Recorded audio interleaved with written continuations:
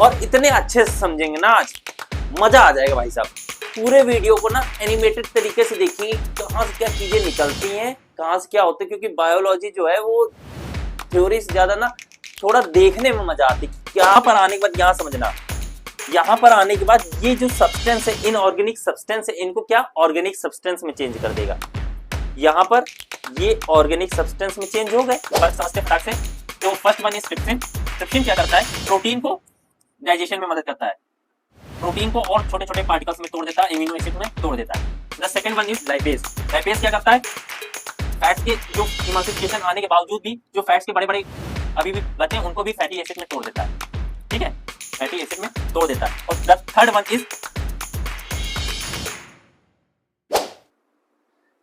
Hello everyone, welcome to Genex secondary classes. तो आज हम लोग देखेंगे क्लास 10th का साइंस का चैप्टर जिसका नाम है लाइफ प्रोसेस। और इस वीडियो में हम कंप्लीट वीडियो करने वाले, यानी वन शॉट करने वाले, पूरा चैप्टर को खल्लास करने वाले और इतने अच्छे से समझेंगे ना, आज मजा आ जाएगा भाई साहब। पूरे वीडियो को ना एनिमेटेड तरीके से देखेंगे, कहाँ से क्या चीजें निकलती हैं, कहाँ से क्या होता है, क्योंकि बायोलॉजी जो है वो थ्योरी से ज्यादा ना थोड़ा देखने में मजा आती है, क्या एक्चुअलिटी में प्रोसेस चल क्या रहा है, होता क्या है। ऐसे इमेजिन करने में उतना मजा नहीं आता, बट जब देखेंगे ना मूवी की तरह, तब हर चीजें याद रहेंगी। और मैं गारंटी दे रहा हूं, इस वीडियो के बाद ना तुम कंप्लीट पूरे चैप्टर को इतने अच्छे से पढ़ लोगे ना, मजा आ जाएगा। मतलब लाइफ प्रोसेस कहोगे कि क्या हलवा चैप्टर है, खा डालोगे तुम पका के, वो भी मीठा मीठा, मजा आ जाएगा कसम से। ठीक है, तो चलो स्टार्ट करते हैं लाइफ प्रोसेस। फर्स्टली हम लोग देखते हैं कि लाइफ प्रोसेस होता क्या है, मतलब इसकी डिफिनेशन क्या है। तो उससे पहले हम लोग ये समझ लेते हैं कि लिविंग वर्ल्ड मतलब यानी कि जितने भी लिविंग ऑर्गेनिज्म है और नॉन लिविंग ऑर्गेनिज्म है, नॉन लिविंग थिंग्स है सॉरी, उन्हें क्या कहते हैं, मतलब उनकी डिफिनेशन क्या है, वो कैसे रिलेट हो सकते हैं, तो उनको समझते हैं। पहले यहाँ पर देखो, यहाँ पर हम देख रहे हैं ये हाथी, ये सब है, शेर है, ये सब लोग मूव कर रहे हैं। ठीक है, और जो मूव कर रही चीजें उनको बोल देते हैं लिविंग थिंग्स, और जो नहीं मूव कर रहे हैं और जो रिस्पॉन्ड एंड रिएक्ट भी नहीं कर रहे हैं। ठीक है, जैसे कि इनमें से किसी को भी मैं अगर मारूंगा तो वो फील करेंगे, वो उस चीज पे रिस्पॉन्ड एंड रिएक्ट करेंगे, या तो वो हमें मारने की कोशिश करेंगे या तो वहां से भागेंगे। बट नॉन लिविंग थिंग्स में ऐसा कुछ नहीं होता। जैसे ये है वॉशिंग मशीन, इसको चाहे जितना मार लो ये फर्क नहीं पड़ता, ठीक है ना, दर्द होना ना कुछ। बट लिविंग थिंग्स जैसे पेड़ है, इन सबको, तो ये सब चीजें क्या है, लिविंग थिंग्स है। ओके, ये रिस्पॉन्ड एंड रिएक्ट कर सकती हैं। ओके, तो अब हम लोग पढ़ते हैं कि एक्चुअलिटी में जो लिविंग तुम्हारा लाइफ प्रोसेस है उसकी डिफिनेशन क्या होती है। यहां देखते, देखो यहां हमारे चैप्टर में सिर्फ 4 चीजें, क्या? Nutrition, respiration, excretion, transportation. इन चारों चीजों को अगर हम एक साथ पढ़ते हैं, इन चारों चीजों को अगर हम एक साथ पढ़ते हैं तो इनको बोलते हैं लाइफ प्रोसेस। क्या बोलते हैं? Life process. और ये करते क्यों है? क्योंकि हमें एक अच्छी जिंदगी जीनी होती है, यानी जितनी भी बेसिक नीड है एक ह्यूमन की, जितनी भी बेसिक नीड जिससे वो सिर्फ जिंदा रह सकता है। ठीक है, तुम तो बोलोगे कि सर हमारी जो चाची हैं अगर वो हमें चुगली ना करे तो वो जिंदा नहीं रह सकती। तो कहने को तो कह सकते कि वो उनकी बेसिक नीड है, बट ऐसी चीजें जो हर ह्यूमन के लिए इंपॉर्टेंट है उसे बोलते हैं लाइफ प्रोसेस। जैसे कि सांस लेना, खाना खाना, वो उनकी बेसिक नीड। ऐसे तुम्हारी कुछ बेसिक नीड हो जाएगी, तुम रात में 2 बजे अगर सोना बाबू ना करो तो तुम्हारी जिंदगी नहीं चलेगी। तो वो सबकी अलग अलग फैक्टर है, बट सबके जो कॉमन फैक्टर है वो उठा के, जैसे कि खाना खाना, रेस्पिरेटरी सिस्टम, एनर्जी प्रोड्यूस करना, ये सब क्या कहलाते हैं? Life process. और मेंटोस जिंदगी यानी सस्टेन मेंटेन लाइफ बनाने के लिए, जिसको बोलते नहीं मेंटोस जिंदगी, उसके लिए हम लोग बोलते हैं लाइफ प्रोसेस। तो न्यूट्रिशन, रेस्पिरेशन, एक्सक्रीशन, ट्रांसपोर्टेशन, इन सबको मिला दो और सुखद जिंदगी बना दो तो लाइफ प्रोसेस कहा जाता है। ओके, अब हम लोग इसके आगे बढ़ते हैं। अब यहां बात करते हैं न्यूट्रिशन की। पहला टॉपिक जो हमारा है वो न्यूट्रिशन है। न्यूट्रिशन होता क्या है कि जो एनर्जी, मतलब जो फूड हम खा रहे हैं, ठीक है, जो रॉ मटेरियल हम खा रहे हैं उससे जो एनर्जी प्रोड्यूस होती है उसे बोलते हैं न्यूट्रिशन। ठीक है, समझते हैं न्यूट्रिशन क्या है। ये लिविंग ऑर्गेनिज्म है, इनको क्या चाहिए? एनर्जी फॉर ग्रोथ चाहिए, यानी डेवलपमेंट और ग्रोथ के लिए, अपने साइज को बढ़ाना, उसके लिए एनर्जी चाहिए। और उस एनर्जी को फूड से ऑब्टेन करते हैं, और फूड कहाँ, न्यूट्रिशन से मिल जाएगा। तो ये सब चीजें हैं। अब न्यूट्रिशन की जो बेसिक डेफिनेशन है वो क्या है, substance which an organism obtain from its surrounding. Surrounding का मतलब है पेड़ पौधे, यानी हमें छोड़कर हमारी सराउंडिंग में जितनी भी चीजें प्रेजेंट है उनसे अगर हम खाना ले रहे हैं या उनसे हम चीजें बना रहे हैं तो उसे बोलते हैं न्यूट्रिएंट। ठीक है, and uses as source of energy, ये बोला एनर्जी प्रोड्यूस कर रहा है, जैसे कि कार्बोहाइड्रेट्स, प्रोटीन, फैट्स। ये सॉरी ये कहां से आ गई, ये चीज बढ़िया है, ये चीज गंदी है, और ये भी चीज गंदी है। ठीक है, तो उन सब चीजों को भूल जाना। नेक्स्ट, अब हम लोग बात करते हैं कि न्यूट्रिशन की डिफिनेशन क्या होती है, जो तुम्हें पेपर में एक्चुअली में लिखनी होगी, कि पेपर जब आता है बोर्ड्स का उसमें जो पूछा जाएगा उसमें डिफिनेशन तुम्हें लिखनी क्या है वो समझ लो, और इसके नोट्स बनाते चलना शॉर्ट्स। तो the process of intake of nutrient, यानी यहां से जो तुम खाना खा रहे हो और इससे खाना खाने के बाद उसका यूटिलाइजेशन करना, मतलब उससे एनर्जी प्रोड्यूस करना और वेस्ट प्रोडक्ट को पूरा बाहर निकाल देना। सिर्फ इतना नहीं कि खाना खाना, उससे एनर्जी भी प्रोड्यूस करना, वो बोलते हैं, उसको बोलते हैं न्यूट्रिएंट। ठीक है, न्यूट्रिशन। अब the process of intake of nutrient and its utilisation, ये याद रखना, ये बच्चे भूल जाते हैं, इस पे ध्यान देना। By an organism is called at nutrition, और इससे ये कहां से मिल जाएगा, रॉ मटेरियल जितने भी तुम्हारी सब चीजें बाहर है तो उनसे चीजें सोर्स ऑफ न्यूट्रिशन मिल सकते हैं। बट अब हम देखते हैं कि ये जो है वो कितने टाइप्स के हैं, यानी मोड ऑफ न्यूट्रिशन कितने टाइप्स के होते हैं। एक ऑटोट्रॉपिक न्यूट्रिशन होता है, एक हेट्रोट्रॉपिक न्यूट्रिशन होता है। यानी कि ऑटोट्रॉपिक जो कि पेड़ पौधे हैं खुद का खाना बना रहे हैं, ठीक है, उन्हें ऑटोट्रॉपिक बोलते हैं। और हेट्रोट्रॉपिक जैसे हम लोग हैं कि हम लोग उनसे अपना खाना बना रहे हैं, मतलब उनका खाना लेके हम लोग खा रहे हैं, तो वो हेट्रोट्रॉपिक हो जाते हैं। समझते हैं अब इनको। देखो, फर्स्ट ऑफ ऑल हम बात करते हैं ऑटोट्रॉपिक की। ऑटोट्रॉपिक में जैसे इनऑर्गेनिक सब्सटेंस होते हैं, जैसे कि CO2 हो गया, ठीक है, वाटर हो गई, इनसे इनको उठा के अपना खाना बनाना, ठीक है, उन्हें बोलते हैं इनऑर्गेनिक सब्सटेंस। अब ये क्या करेंगे, ये यहां पर आएंगे, ठीक है। अब यहां पर आने के बाद यहां समझना, यहां पर आने के बाद ये जो सब्सटेंस है, इनऑर्गेनिक सब्सटेंस है, इनको क्या ऑर्गेनिक सब्सटेंस में चेंज कर देगा। यहां पर ये ऑर्गेनिक सब्सटेंस में चेंज हो गए। अब ऑर्गेनिक सब्सटेंस में चेंज होने, यानी ये ऐसे सब्सटेंस है जिसको हम लोग खा सकते हैं, जैसे तुम्हारा सेब है, वो ऑर्गेनिक सब्सटेंस है, ठीक है। अब इनको हमने ले लिया,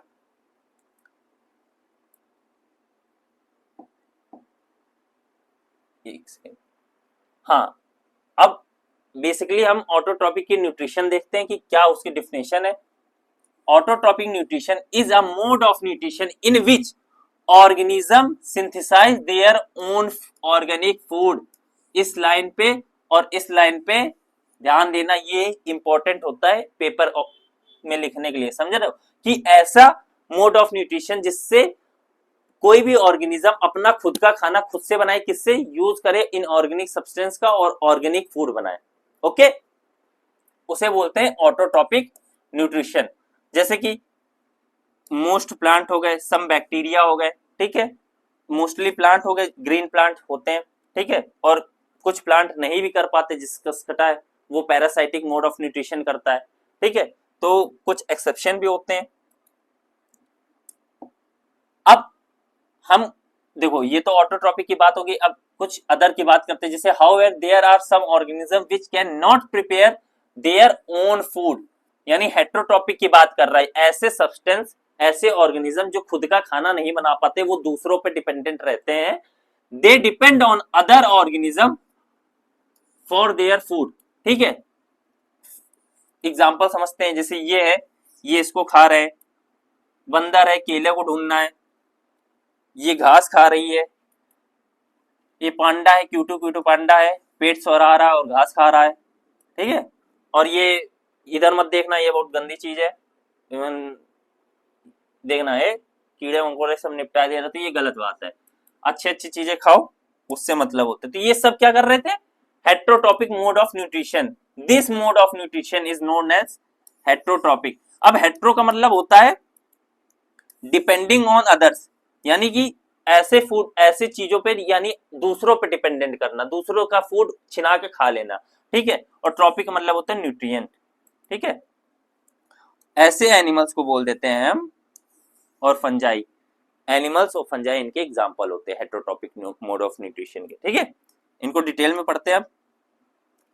heterotrophic mode of nutrition, different organism use different strategies to obtain food depending upon holozoic. ये सब फैक्टर होते हैं कि किस तरीके के ऑर्गेनिज्म होते हैं, किस तरीके के मोड ऑफ न्यूट्रिशन दिखा रहे होते हैं। जैसे होलोजोइक में हम लोग आते हैं, ठीक है, कि हम लोग क्या करते हैं कि उठाते हैं पेड़ का खाना और खाने लगते हैं, कार्निवोरस हार्निवोरस। ठीक है, अब ऐसे ही हमारी जो एनसीईआरटी में मेंशन है वो दो डिफरेंट टाइप की इंटेस्टाइन का क्वेश्चन प्रेजेंट है कि लॉन्ग क्यों होती है, शॉर्ट क्यों होती है। जैसे हार्वीवोरस की जो इंटेस्टाइन होती है वो लॉन्ग होती है, यानी इतनी लंबी होती है, यहां से स्टार्ट हुई है और यहां तक ही खत्म हुई है। बट हम बात करें कार्विवोरस की, तो इनकी जो इंटेस्टाइन होती है वो स्मॉल होती है कंपेयर टू हार्वीवोरस। ठीक है, हम लोग तो ओमनीवोरस है, मतलब हम तो हार्वीवोरस हैं कि हम खाते नहीं, बट हम लोग को जो कंसीडर करा जाता है वो ओमनीवोरस करा जाता है, बट मीट मछली नहीं खाने का अलग बात है। ठीक है, अब ये जो है इनकी लॉन्ग इंटेस्टाइन, इनकी शॉर्ट इंटेस्टाइन क्यों होती है वो समझना होता है, क्योंकि ये जो है ये घास खाते हैं और घास खाने को पचाने में ज्यादा टाइम लगता है। बट मीट वीट जो होता है वो ऑलरेडी इतना डाइजेस्ट हो चुका होता है, इस चक्कर में नहीं होता है, ये समझो। ये है, ये खा रही घास, इसलिए इनकी जो इंटेस्टाइन है वो लॉन्ग है। बट तो इनकी इंटेस्टाइन है कार्निवोरस की वो लॉन्ग इसलिए क्योंकि ये डायरेक्ट मीट खा रहे हैं। ठीक है, ये रीजन होता है, ये एनसीईआरटी में मेंशन है, इसलिए इस क्वेश्चन को ध्यान रखना। अब हम लोग बात करते हैं कि फंक्शनिंग यानी किस तरीके से फंक्शन करता है, depending on whether the organism is saprophytic and parasitic, यानी कि डेड एंड डिके मैटर पे जो ग्रो करते हैं और जो दूसरों को होस्ट बना के अपना खाना लेते हैं, उनकी बात हो रही है यहाँ पर। ओके,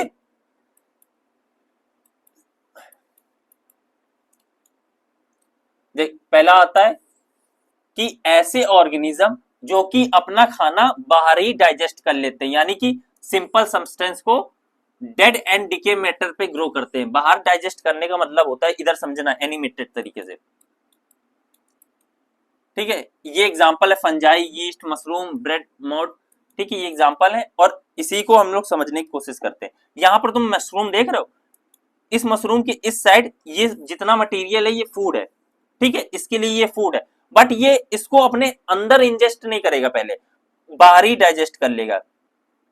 ये देख लो कुछ एंजाइम इसने रिलीज करे यहां से, तो और इनको बाहर ही डाइजेस्ट कर रहा है, छोटे छोटे पार्टिकल्स में तोड़ देगा अभी। ये देख लो यहां पर छोटे छोटे पार्टिकल्स में तोड़ के उसने अंदर ले लिया और फिर अपना मोड ऑफ न्यूट्रिशन कर लिया। तो ऐसे चीजों को हम लोग बोलते हैं सेप्रोफिटिक मोड ऑफ न्यूट्रिशन। ठीक है, ये जो था सेप्रोफिटिक मोड ऑफ न्यूट्रिशन था।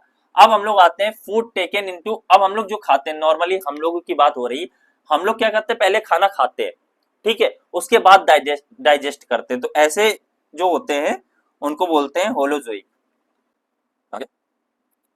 हाँ ये देखो, ये फूड है, अब ये इसके अंदर जाएगा, यहां पर आ गया, अब इसको सिंपल ब्रेक डाउन करेगा, यहां से तोड़ रहा है। ठीक है, अब यहां पर छोटे छोटे पार्टिकल्स हो गए, यानी हमने पहले माउथ के अंदर अपने अंदर डाइजेशन कर रहे हैं, इनको बोलते हैं होलोजोइक।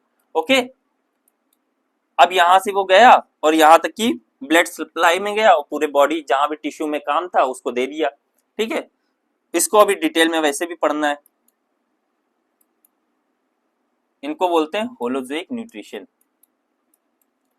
अब ऐसे एनिमल्स की बात करते हैं जो कि होस्ट बना के अपना काम करते हैं। होस्ट बनाने का मतलब होता है कि जो किसी का खून चूसते हैं, जैसे लीच हो गया, ठीक है, दूसरे ऑर्गेनिज्म पे डिपेंड करते हैं।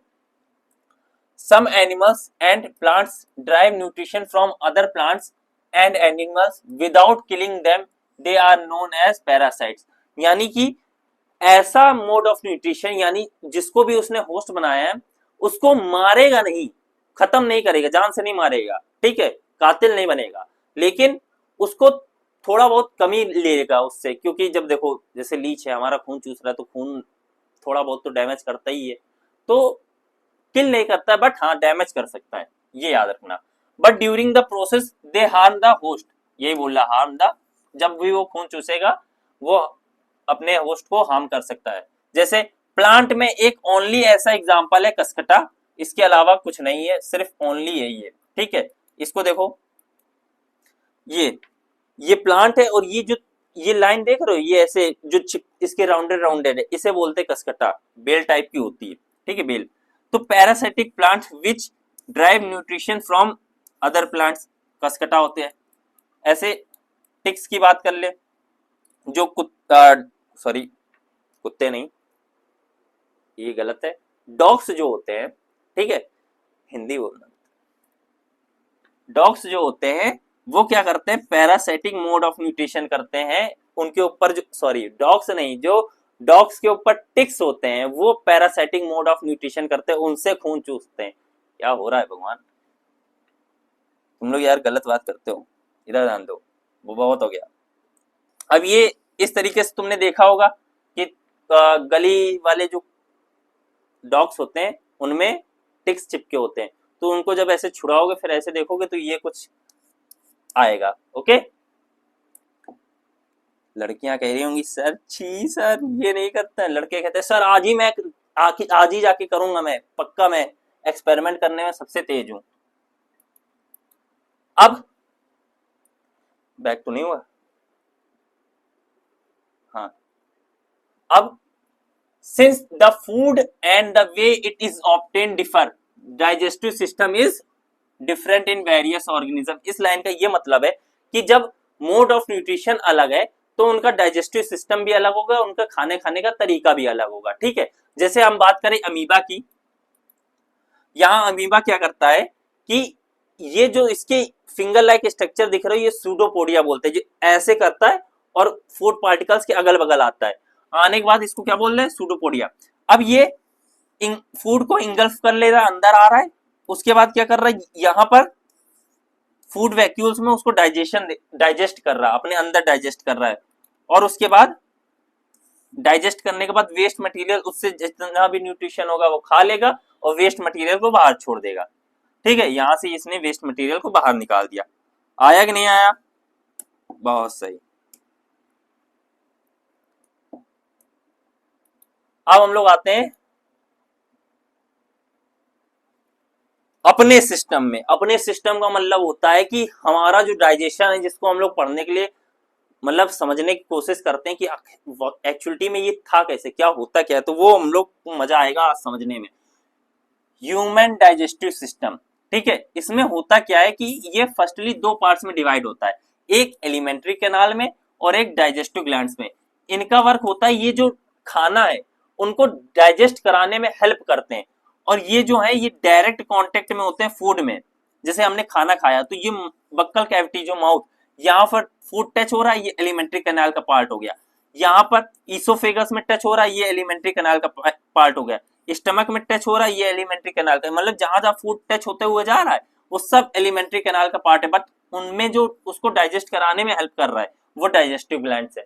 ठीक है, तो इसीलिए इसको बोलते हैं कि it is a long and muscular tube of varying diameter, यानी यहां भी डायमीटर अलग है, यहां भी डायमीटर अलग है, यहां भी डायमीटर अलग है, यहां भी डायमीटर अलग है, यहां भी डायमीटर अलग है, और यहां भी डायमीटर अलग है। ठीक है, extended from the mouth and NS, यहां से बनती है और यहां तक की जाती है, नीचे तक की। ठीक है,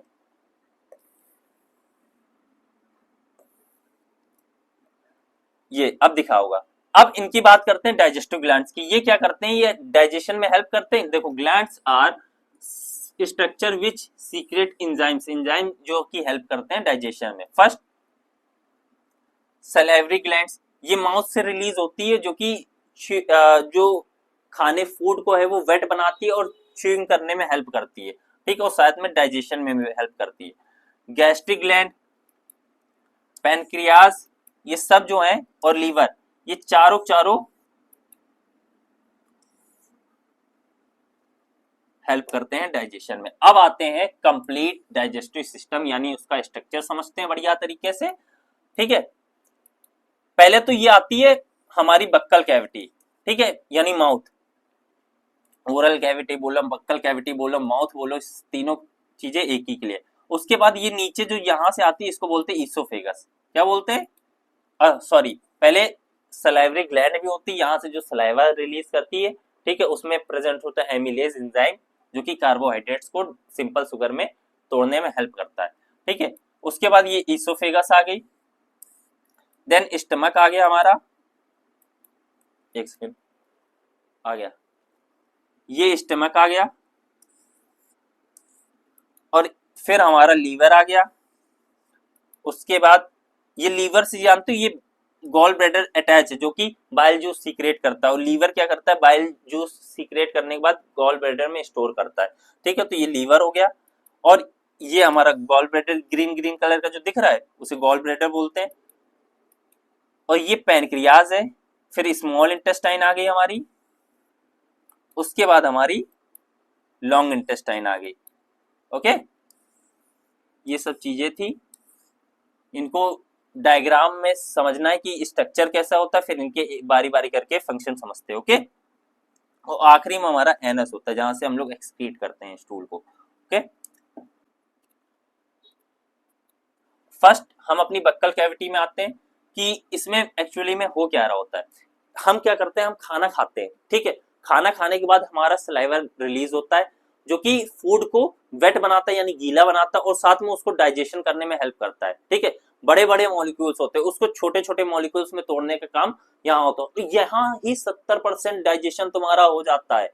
यानी इतना बड़ा मॉलिक्यूल था, उसको छोटे छोटे मॉलिक्यूल्स में तोड़ रहे हो, तो डाइजेशन तो यहीं पर हो गया ना, कितना 70% डाइजेशन हो जाता है। अब समझते हैं कि कैसे सलाइवा यानी सलाइवरी ग्लैंड्स जो होती है वो सीक्रेट करती हैं सलाइवा को, और कैसे वर्क होता है सारे फंक्शन का, ठीक है। यहाँ एनिमेशन में समझना है। तो बोलता क्या कि the crushed food is wetted with saliva secreted by salivary gland, ठीक है। उसके बाद salivary contains an enzyme called amylase, ठीक है, सलाइवरी एमिलेज। अब ये क्या करता है, ये जब कार्बोहाइड्रेट्स होता है हमारे पास, ये बड़ा मॉलिक्यूल है, यानी तुमने रोटी खाई वो बड़े मॉलिक्यूल में थी जिसमें स्टार्च प्रेजेंट होता है, आया। अब जैसे ये एंजाइम से बाइंड होता है, इसको दो सिंपल शुगर में तोड़ देता है, ठीक है, यानी उसको छोटा कर देगा, और छोटा करने के बाद फिर हमारे अंदर चला जाता है, ठीक है। तो यहां पर ये याद रखना कि स्टार्च जो है वो सलेवरी एमिलेज से मिलने के बाद सिंपल शुगर में टूट जाता है, ओके। अब हम लोग बात करते हैं इसके बाद वाले प्रोसेस की। Due to the rhythmic contraction and relaxation of the muscles of oesophagus, यानी कि अब इधर समझो, ये जो मूवमेंट देख रहे हो, ऐसे ऐसे ऐसे नागिन जैसी चाल यहाँ पर देख रहे हो, जो ये जो हो रही, इसके चक्कर में हमारा फूड जो होता है वो नीचे जाता है, यानी पहले कॉन्ट्रैक्ट होता है, फिर रिलैक्स होता है, फिर कॉन्ट्रैक्ट होता है, फिर रिलैक्स होता है, इससे हमारा फूड ईसोफेगस से नीचे जाता है, ठीक है। हाँ, अब फाइनली हम लोग स्टमक में पहुंच गए। इसका जे शेप का स्ट्रक्चर होता है, जैसे तुम देख रहे हो जे टाइप का स्ट्रक्चर होता है। अब यहां से जब ईसोफेगस से फूड आ रहा है, तो यहां से आने के बाद ये यहां हमारे स्टमक में आता है, और ये इससे क्वेश्चन बनते हैं, तो इस टॉपिक को अच्छे से पढ़ना है, ठीक है। स्टमक वाले में कौन से एंजाइम होते हैं, क्या प्रेजेंट रहता है, क्या प्रोटेक्शन होती है, कैसे क्या चीजें वर्क करती है, तो ये टॉपिक इंपॉर्टेंट है, अच्छे से समझना। इसके शॉर्ट्स नोट बना लेना, काम आएंगे, पेपर में भी आएगा, गारंटी मेरी है, ठीक है। इस चीज को अच्छे से ध्यान रखना। अब यहाँ पर जैसे स्टमक में फूड पार्टिकल्स आए, यहाँ पर ये जो देख रहे हो इसको बोलते हैं गैस्ट्रिक ग्लैंड, ठीक है। क्या बोलते हैं, गैस्ट्रिक ग्लैंड। अब ये क्या करता है, इसके वर्क क्या होता है, ये तीन पूरा ये गैस्ट्रिक जूस सीक्रेट करता है, जिसमें तीन एंजाइम्स प्रेजेंट होते हैं, उनको समझना है। First one is HCL. HCL का वर्क होता है जितने भी फूड पार्टिकल्स में बैक्टीरिया होंगे, कीटाणु होंगे, उसको किल करने का काम किसका रहता है, एचसीएल का, ठीक है। सेकंड, ये फूड को, ये देख रहे हो जितना भी भाई साहब लेके आए अपने साथ, मान लो फूड कहाँ से भी आजकल इतने सब जम्स इधर उधर फैले हुए हैं, बिना हाथ धोए खाना खा लेते हो तुम लोग, तो उसमें बैक्टीरिया तो पहुंच जाते हैं, जम्स पहुंच जाते हैं, तो उनको किल करने का वर्क किसका होता है, एचसीएल का। फंक्शन पूछता है HCl के तो ध्यान रखना अच्छे तरीके से, समझ रहे हो। और HCl का वर्क और भी एक चीज होता है कि ये एसिडिक कंडीशन बना के रखता है, यानी यहां पर जितना भी तुम्हारा मटेरियल है मीडियम है उसको एसिडिक मीडियम बना के रखता है, और ये प्रोटीन के डाइजेशन के लिए हेल्पफुल रहता है। ठीक, ये याद रखना, दो फंक्शन 2 नंबर में आएगा, आता है एक ही नंबर में, वो क्वेश्चन बन जाता है, अगर बन जाए तो 2 पॉइंट्स लिखना इंपॉर्टेंट है, दोनों लिख लेना, ठीक है। अब सेकेंड चीज, second juice is enzyme is pepsin. Pepsin का वर्क ये होता है कि प्रोटीन को डाइजेस्ट करता है, ठीक है, प्रोटीन की डाइजेशन में हेल्प करता है। तो इसका देख लेते हैं ये फंक्शन कैसे करता है। मान लो ये तुम्हारा पेप्सिन है, ठीक है, अब यहां से प्रोटीन इसमें आएगा, ये प्रोटीन हुआ, अब ये इसमें बाइंड करा और ये 2 सिंपल शुगर्स में टूट गया, ऐसे कुछ तरीके से पेप्सिन वर्क करता है। अब third one is mucus. Mucus क्या करता है, अच्छा तुमने इतना पढ़ा होगा कि HCl जो होता है वो भाई अगर ऊपर से डालेंगे तो जला देगा, ठीक है, हमारी खाल को बर्न कर देगा, बट यहाँ स्टमक में इतना एसिड प्रेजेंट होने के बावजूद, HCl प्रेजेंट होने के बावजूद ये स्टमक को हार्म क्यों नहीं कर रहा होता है, क्योंकि ये एक और एंजाइम, एक और क्या कहते हैं, हाँ, एंजाइम रिलीज करती है जो कि इसकी प्रोटेक्शन, स्टमक के प्रोटेक्शन के लिए वर्क करती है, जिसका नाम है म्यूकस। म्यूकस इसको प्रोटेक्शन देती है और स्टमक को प्रोटेक्ट करती है, ठीक है, समझना। अब ये देखो, ये लाइनिंग यहां पर देखिए, ये स्टमक को प्रोटेक्ट कर रही है। The partially digested food leaves the stomach. अब यहां से जितना भी देखो ये पीला पीला सब्सटेंस बन गया, अरे भाई वो पीला पीला नहीं, वही पीला पीला मान लो भाई, वही कह सकते हैं, वही पीला पीला जो तुम सोच रहे हो। तुम्हारी सोच जहां तक की जाती है वहां तक की मेरा कलर जा चुका है यहाँ पर, और एडिटर भाई साहब हमारे महान है, उन्होंने भी ये पीला पीला कर दिया है, बड़ा गंदा कर दिया माहौल।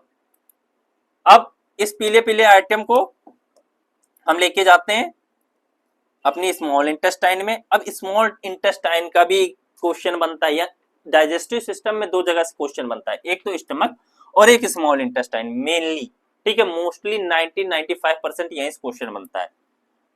The exit of the food from the stomach is regulated by a muscle called, हाँ, इस मसल को बोलते हैं, जैसे ये मसल हो गई, यहाँ पर एक मसल है, इस मसल को स्फिंक्टर मसल बोलते हैं। स्फिंक्टर मसल क्या बोलते हैं, स्फिंक्टर मसल। अब इस मसल से फूड पार्टिकल्स जितना डाइजेस्टेड वाला है वो बाहर आ गया, स्मॉल इंटेस्टाइन में आ गया, ठीक है, आ जा भाई। अब यहां पर स्मॉल इंटेस्टाइन में आने के बाद ये फूड जितना देख रहे हो यहां आता है, और यहां पर अब तुम्हें समझना है बेसिकली होता क्या है कि small intestine is the long, पहले इसकी कैरेक्टरिस्टिक्स की बात कर लेते हैं। ये सब longest part of the alimentary canal, यानी ये लमसम 5 से 7 मीटर की होती है, ठीक है, longer than the large intestine, और लार्ज इंटेस्टाइन से भी बड़ी होती है। Because it has smaller diameter, क्योंकि इसका स्मॉलर डायमीटर होता है तो ये आसानी, जिसका कम डायमीटर वो ज्यादा जगह घेर ले, वो ज्यादा लंबी हो जाएगी, और इसमें कार्बोहाइड्रेट्स, फैट्स एंड प्रोटीन का फुल्ली डाइजेशन होता है, और एब्जॉर्प्शन भी यहीं से होता है, ठीक है, याद रखना। अब समझते हैं कैसे, सबसे बड़ा खेला तो यही है, कैसे, ठीक है। तो ये देख रहे हो, मॉम्स जेनेटिक्स, यानी कमर जिसकी पतली है, स्मॉल इंटेस्टाइन ये रही,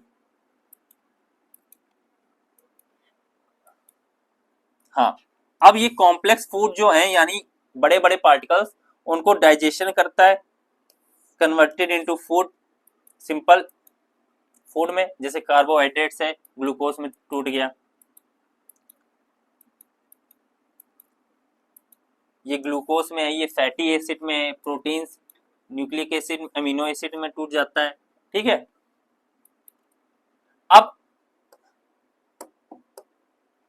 अब फाइनली हम इसमें आते हैं कि देखते हैं इसका फंक्शन कैसे क्या चल रहा है, ठीक है। यहां पर तुम देख रहे हो फूड स्मॉल इंटेस्टाइन में आ गया था,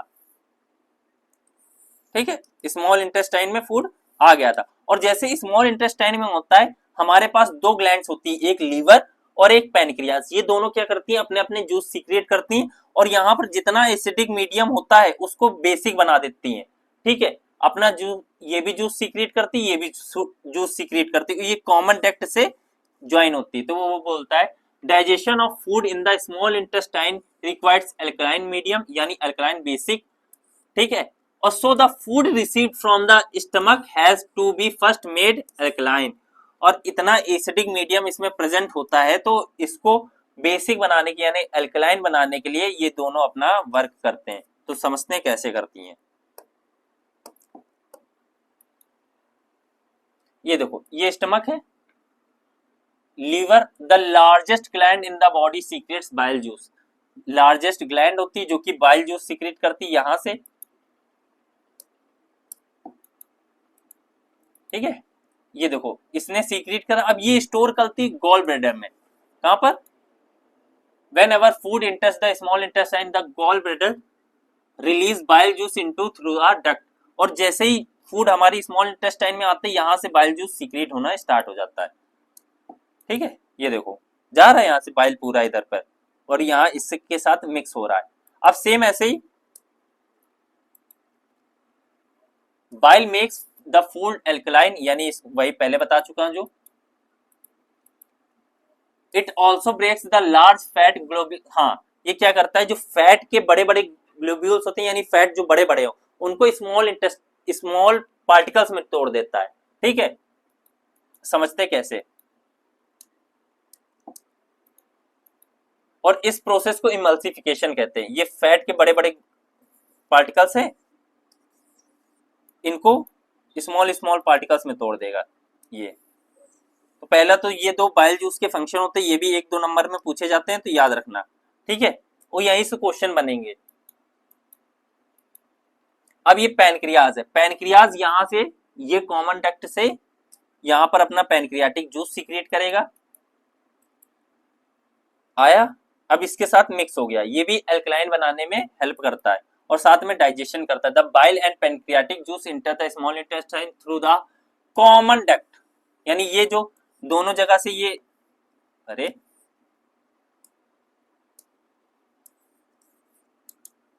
चलो छोड़ो, यहाँ कॉमन डक्ट से आ रहे दोनों और यहां पर मिक्स हो जा रहे, तो इसे बोलते हैं कॉमन डक्ट।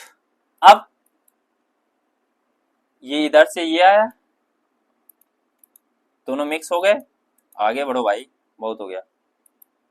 हाँ, अब pancreatic juice 3 digestive enzymes contain करती है। ठीक है, ट्रिप्सिन, लाइपेज, पेप्सिन, 3। अब तीनों का वर्क समझते फटाक से। देखो, first one is trypsin. Trypsin क्या करता है, प्रोटीन को डाइजेशन में मदद करता है, प्रोटीन को और छोटे छोटे पार्टिकल्स में तोड़ देता है, एमिनो एसिड में तोड़ देता है। The second one is lipase.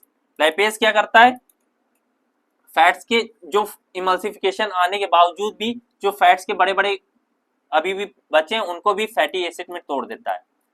ठीक है, फैटी एसिड में तोड़ देता है। और the third one is pancreatic amylase. अभी भी जो हमारे पास कार्बोहाइड्रेट्स बचे हैं उनको भी स्मॉल ग्लूकोज में तोड़ना है तो इनको पैनक्रियाटिक एमिलेज करता है। ये तीनों फंक्शन थे और इससे क्वेश्चन बनता है, याद रखना, क्वेश्चन बनता है, क्वेश्चन बनता है, क्वेश्चन बनता है। कितना इंपॉर्टेंट है ये टॉपिक, उतना ही इंपॉर्टेंट है जितना तुम्हारे जीवन में तुम्हारा बेस्ट फ्रेंड इंपॉर्टेंट है। तो समझ लो ये कितना इंपॉर्टेंट है। ठीक है, तो ध्यान से ये पढ़े रहना, तीनों का फंक्शन अच्छे तरीके से याद कर लो।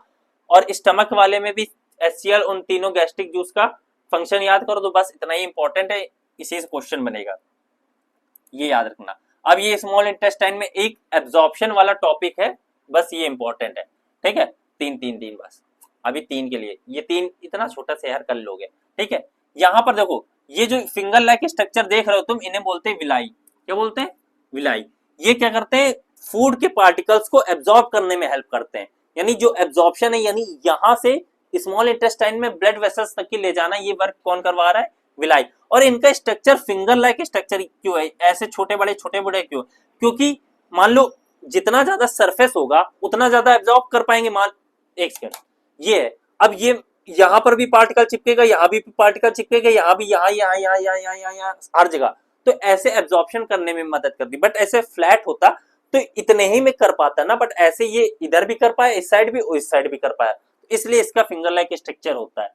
समझे? तो यहां पर भी पार्टिकल चिपक सकता है, यहाँ पे भी, यहाँ पे, और यहाँ से एब्जॉर्ब हो सकता है, इसलिए इसका फिंगर लाइक स्ट्रक्चर होता है। Inside the small intestine there are numerous finger like projection called villi, इसी को बोलते हैं विलाई। ठीक है, villi absorb the digestion of food, ये भी बता चुके हैं। ये फूड पार्टिकल्स आए, यहां से एब्जॉर्ब हो गए, एब्जॉर्ब होने के बाद ये ब्लड वेसल्स में चले जाते हैं। The villi are richly supplied with blood vessels, उसके पीछे जो होते हैं ब्लड वेसल्स होते हैं। Absorb food taken to each and every cells of the body, जहां भी नीड होती है वहां पर प्रोवाइड कर देता, वहां से यूटिलाइजेशन करके फिर चीजें एनर्जी प्रोड्यूस कर ले, utilise for obtaining energy. Okay, ये था हमारा विलाई का फंक्शन। ये देखो, ये विलाई, इसके इधर साइड ब्लड वेसल्स हैं, यहाँ फूड पार्टिकल होगा, इसमें एब्जॉर्ब हो जाएगा, आया फूड पार्टिकल और इसमें एब्जॉर्ब होके जहां भी टिश्यू में ग्रोथ चाहिए, रिपेयर चाहिए, मतलब चोट लग गई वहां पर रिपेयरिंग चाहिए तुम्हारी टिश्यू की, तो वो सब क्या करवाएगा, यही करवाएंगे।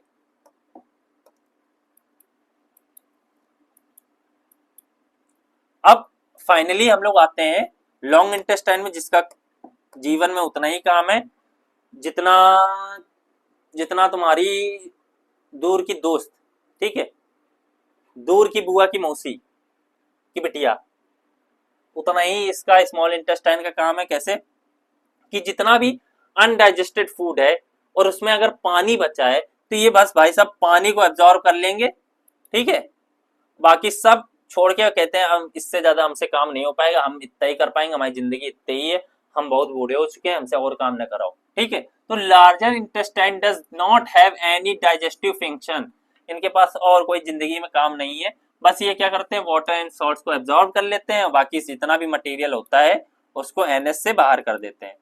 ठीक है, यहां से गया और बाहर हो गया, तो द एग्जिट इज रेगुलेटेड। हाँ, और यहाँ पर भी एक इंस्फिंक्टर मसल होती है जिसको बोलते हैं एनल इंस्फिंक्टर, जो कि इसको रेगुलेशन में मदद करती है। भाई तुम्हें कभी बहुत तेज स्कूल में मान लो नहीं जाते हो तुम लोग, तो बहुत तेज लगी होती है, तो फिर तुम कंट्रोल करते हो ना, जो कंट्रोल कर रहे हो वो एनल स्फिंक्टर मसल कर रही होती है। ये तो रहा हमारे बारे में। अब हमें मजबूरन दूसरों के बारे में पढ़ना पड़ता है, यानी प्लांट्स के बारे में, वो तो हमारे बारे में नहीं पढ़ते हैं, हम ही को उनके बारे में पढ़ना पड़ेगा कि उनसे हम लोगों को काम मिलता है, फूड मिलते हैं, तो हम लोग पढ़ेंगे उनसे और फूड निकालेंगे और खाएंगे पिएंगे और न्यूट्रिशन लेंगे। ठीक है, तो nutrition in plants like animals, plants also need for growth and energy. Green plants synthesize their food by the process of photosynthesis. अब हम लोग फोटोसिंथेसिस के बारे में बात करते हैं कि कैसे फोटोसिंथेसिस होती है, प्रोसेस क्या होता है, धीरे धीरे उनके बारे में पूरे डिटेल में बात करते हैं। ठीक है, जैसे हमें पता है, आ जाओ, बिना इमेज के समझ नहीं आता, यहां पर देखना ध्यान से, तो ये क्या है, सनलाइट है, और ये क्या है, प्लांट है। अब यहां से CO2 और वाटर आता है, ठीक है, अब यहां पर आने के बाद क्या करता है, ये सनलाइट को लेता है, एब्जॉर्ब करता है और अंदर समझते, ये CO2 जो है, अरे आ जाओ, पहुंच जाओ यार, कब तक पहुंचोगे, पहुंच गए, हाँ, ये CO2 जो है ये स्टोमेटा से अंदर जाता है, अंदर जाने के बाद यहाँ स्टोमेटा का वर्क होता है एक्सचेंज ऑफ गैसेस, ठीक है, और ट्रांसपिरेशन में भी हेल्प करता है। ट्रांसपिरेशन अभी आगे बताएंगे होता क्या। जब ये और रूट से H2O आता है, ऊपर से क्या आ रहा है, CO2, और रूट से क्या आ रहा है, H2O आने के बाद ये देखो CO2 आ रहा है, यहाँ पर ये क्लोरोप्लास्ट प्रेजेंट रहता है। इसमें बच्चों को आज तक ही समझी में नहीं आया, क्लोरोप्लास्ट, क्लोरोफिल, CO2 ये क्या, कहां से आ रहे हैं और कहां जा रहे हैं। ठीक है, आज लेकिन इतना बढ़िया क्लियर हो जाएगा, तुम कहोगे कि अरे सर जी क्या बात, क्या है, मजा आ गई देखने के बाद। ठीक है, ये होता है तुम्हारा क्लोरोप्लास्ट, फिंगर लाइक स्ट्रक्चर, और इसके अंदर प्रेजेंट रहते हैं क्लोरोफिल। समझ रहे हो, ये जो छोटे छोटे देख रहे हो, इनमें प्रेजेंट रहते हैं क्लोरोफिल, ग्रीन पिगमेंट जिसे बोलते हैं हम लोग। ठीक है, अब chlorophyll present in the chloroplast absorb the radiant energy, यानी ये जो लाइट आ रही सनलाइट इसको एब्जॉर्ब करती और CO2 H2O के मॉलिक्यूल्स को तोड़ देती ब्रेक डाउन में, मतलब H2O को ब्रेक करने का काम किसका रहता है, क्लोरोफिल का। और किसकी एनर्जी लेती है, सनलाइट की एनर्जी लेती है। देखो यहां से ले आइए और ये H इनको ब्रेक कर दिया। ब्रेक करने के बाद अब यहां से ये HHO और यहां से CO2 बना लेते हैं हमारा ग्लूकोज। यहां पर CO2 प्लस HH के मॉलिक्यूल्स ATP लगेगी थोड़ी सी और उसके बाद हमारा ग्लूकोज बना लेंगे। ठीक है, अब water vapour and oxygen formed by as a by product they given out through the stomata. और ये पढ़ने के बाद हमारा वाटर और ऑक्सीजन बनता है, जो कि ऑक्सीजन हम लोगों को नीड होती है, ये छोड़ते हैं हम लेते हैं, हम कार्बन डाइऑक्साइड छोड़ते हैं ये लेते हैं। तो ऐसे प्रोसेस चलता है जिंदगी का, सराउंडिंग का पूरा पूरा बढ़िया तरीके से। ये CO2 इन्होंने जो ये C6H12O6 बनाते हैं इनको ही हम लोग खा लेते हैं, ये एज अ स्टार के फॉर्म में स्टोर करते हैं और इनका स्टार स्टोर के हम लोग ले लेते हैं। जैसे एप्पल तुमने तोड़ा, खाना चालू कर दिया, ठीक है, बनाए, मेहनत इन्होंने करी, खा हम रहे हैं। कितने कितने ज्यादा हम लोग दिक्कत वाले प्राणी हैं। ठीक है, वो एक जगह खड़े हैं, किसी खाना खा रहे हैं लेकिन मजबूरन खाना पड़ जाता है। और ये देखो यहां से बाहर निकल गया H2O और तुम्हारा O2 और ये ग्लूकोज रिएक्शन फॉर फोटोसिंथेसिस। ये उतनी इंपॉर्टेंट है जितने तुम्हारे जीवन में तुम्हारे मम्मी पापा हैं सर, इतनी इंपॉर्टेंट है। इससे हर साल क्वेश्चन बनता ही बनता है, बनता ही बनता है, बनता ही बनता है। ठीक है, हर बार का यही है कि इनका क्वेश्चन बनना ही बनना है।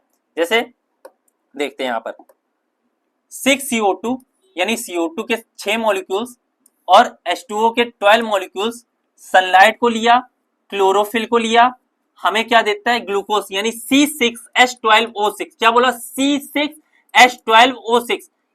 इसको एक ऐसे करके याद करते हैं,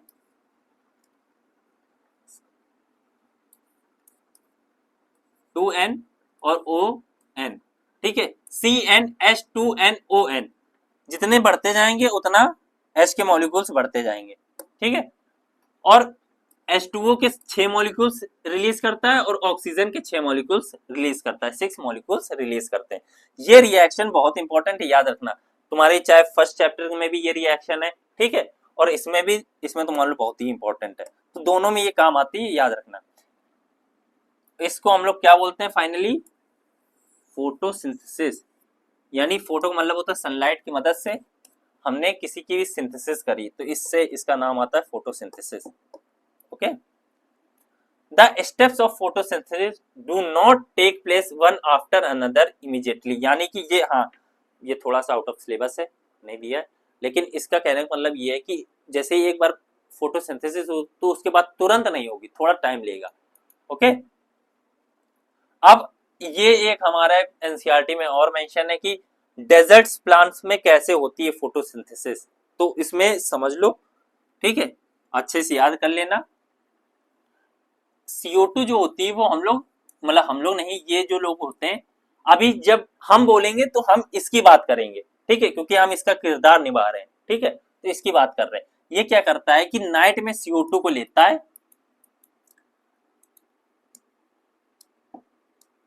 ठीक है, CO2 को नाइट में लेगा और ये एक इंटरमीडिएट प्रोडक्ट बना लेगा, जैसे मैलिक एसिड, ठीक है, and convert it into intermediate product. अब वो CO2 को किसी और प्रोडक्ट में कन्वर्ट कर लिया। ठीक है, अब इससे फायदा क्या होता है वो समझो। अब जैसे ही सुबह लाइट आएगी तो ये वाटर से और CO2 से, और रात में इसने इंटरमीडिएट प्रोडक्ट बना लिया अपना। अब बनाने के बाद ये सुबह क्या करता है, सनलाइट को एब्जॉर्ब करता है और वो प्रोडक्ट से अपना ग्लूकोज की फॉर्मेशन करता है। ऐसे दिन में खोलता है ना तो सूरज महाराज कहते हैं, ये तुम्हारे पास पानी है, पानी लाओ, मुझे लाओ। तो तुरंत सूरज महाराज उससे पानी ले लेते हैं। बेचारे के पास ऑलरेडी इतनी गरीबी होती है, पानी पास डेजर्ट में कहीं पानी मिलता नहीं, बट इसके पास ऑलरेडी इतना कम पानी होता है, वो भी सूरज महाराज कहते हैं जैसे तुम अपना स्टोमेटा खोलोगे हम तुम्हारा ले लेंगे। तो ये और चालाक होता, कहता है हम खोलेंगे नहीं दिन में, हम दिन में खोलेंगे नहीं, तुम पानी लोगे क्या? मेरे पास पानी दिखेगा नहीं तुम्हें, ठीक है। ये दिन में सिर्फ अपना सनलाइट एब्जॉर्ब कर लेता है और इंटरमीडिएट प्रोडक्ट से अपना ग्लूकोज बना लेता है। Okay, the then during day time the intermediate product is acted upon by energy absorb by chlorophyll and converted into glucose. Okay, अब हम लोग आते हैं अपने रेस्पिरेटरी सिस्टम पे। जल्दी जल्दी करना है क्योंकि वन शॉट है, बाकी हर किसी का सिंगल सिंगल वीडियो भी जाएगा, उसके लिए भी ध्यान रखना। ये देखो हमारा रेस्पिरेटरी सिस्टम है, उसके बारे में डिटेल में बात करते हैं। रेस्पिरेटरी सिस्टम होता क्या वो समझो। हम जो सांस लेते हैं, ठीक है, यानी हमने जो ऑक्सीजन ली, उसके बाद उस ऑक्सीजन का यूटिलाइजेशन उस पूरे शरीर में पहुंचाना, उसको बोलते हैं रेस्पिरेशन। सिर्फ सांस लेना यानी O2 लेना और CO2 निकालना, इसे बोलते हैं ब्रीथिंग। बट CO2 लेने के बाद वो हर सेल्स में पहुंच रहा है, उसको बोलते हैं रेस्पिरेशन। ठीक है, एनर्जी प्रोड्यूस करवाना, क्योंकि ऑक्सीजन और ग्लूकोज से ही एनर्जी ATP का फॉर्मेशन होता है। समझते हैं कैसे? ठीक है, oxygen enter the lungs through breathing. अब यहां से यहां ऑक्सीजन आया, यहां पर ब्लड वेसल्स हैं, ब्लड वेसल्स में ऑक्सीजन गई, ठीक है। ये अब यहां से ये तुम्हारे सेल के अंदर जाती है। सेल के अंदर क्या प्रेजेंट रहता है? माइटोकॉन्ड्रिया। माइटोकॉन्ड्रिया के अंदर ग्लूकोज है। Inside the cell oxygen enter the mitochondria. ठीक है, सेल के अंदर माइटोकॉन्ड्रिया, माइटोकॉन्ड्रिया के अंदर सेल गया, ऑक्सीजन गई, वहां ऑलरेडी ग्लूकोज प्रेजेंट है। अब ये क्या करेंगे? ये ATP का फॉर्मेशन करेंगे, दोनों मिलाएंगे। In the mitochondria food is broken down with the help of oxygen to release energy in the form of ATP, और ATP बना लेंगे। ठीक है, ये दोनों बनाने के बाद ATP बना लेंगे, और H2O और O2 रिलीज हो जाता है, CO2 रिलीज होता है, CO2 बाहर निकाल देते हैं, और H2O बाय एक्सक्रीशन हम निकाल देते हैं। ठीक है, ये देखो they are given out through breathing. ये यहां से क्या है? H2O नहीं निकलता है, यहाँ पर ये गलत है। H2O कभी देखा है कि हम पानी ऐसे बाहर निकाल ले? सिर्फ CO2 ब्रीथिंग से निकलती, बाकी ये एक्सक्रीशन से निकलता है, और एक्सक्रीशन में हम पढ़ते हैं अभी कैसे क्या फंक्शन होता है। ठीक है, सॉरी। अब डिपेंडिंग अपॉन द प्रेजेंस और एब्सेंस ऑफ ऑक्सीजन, ये हमारे रेस्पिरेटरी दो टाइप्स में होते हैं। इन द प्रेजेंस ऑफ O2 इसे बोलते हैं एरोबिक रेस्पिरेशन। क्या बोलते हैं? Aerobic respiration. और जब हमारे पास O2 एब्सेंट नहीं होती या लैक ऑफ O2 होती तो इसे बोलते हैं एनारोबिक रेस्पिरेशन। ठीक है, इनको भी डिटेल में पढ़ना, ये भी इंपॉर्टेंट टॉपिक है, इससे 1 नंबर का क्वेश्चन बनता है। ठीक है,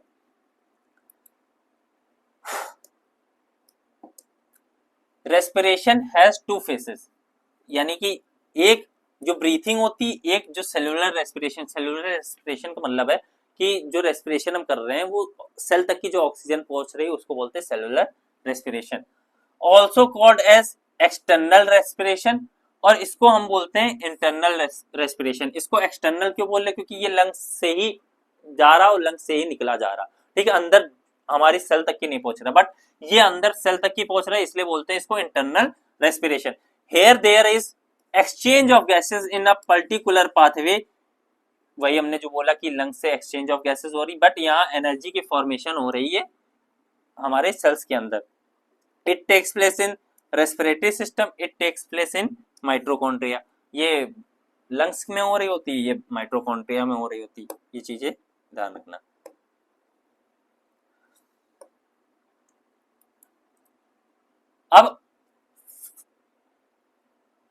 अब एक्वाटिक एनिमल्स के बारे में बात करते हैं। एक्वाटिक एनिमल्स क्या होते हैं?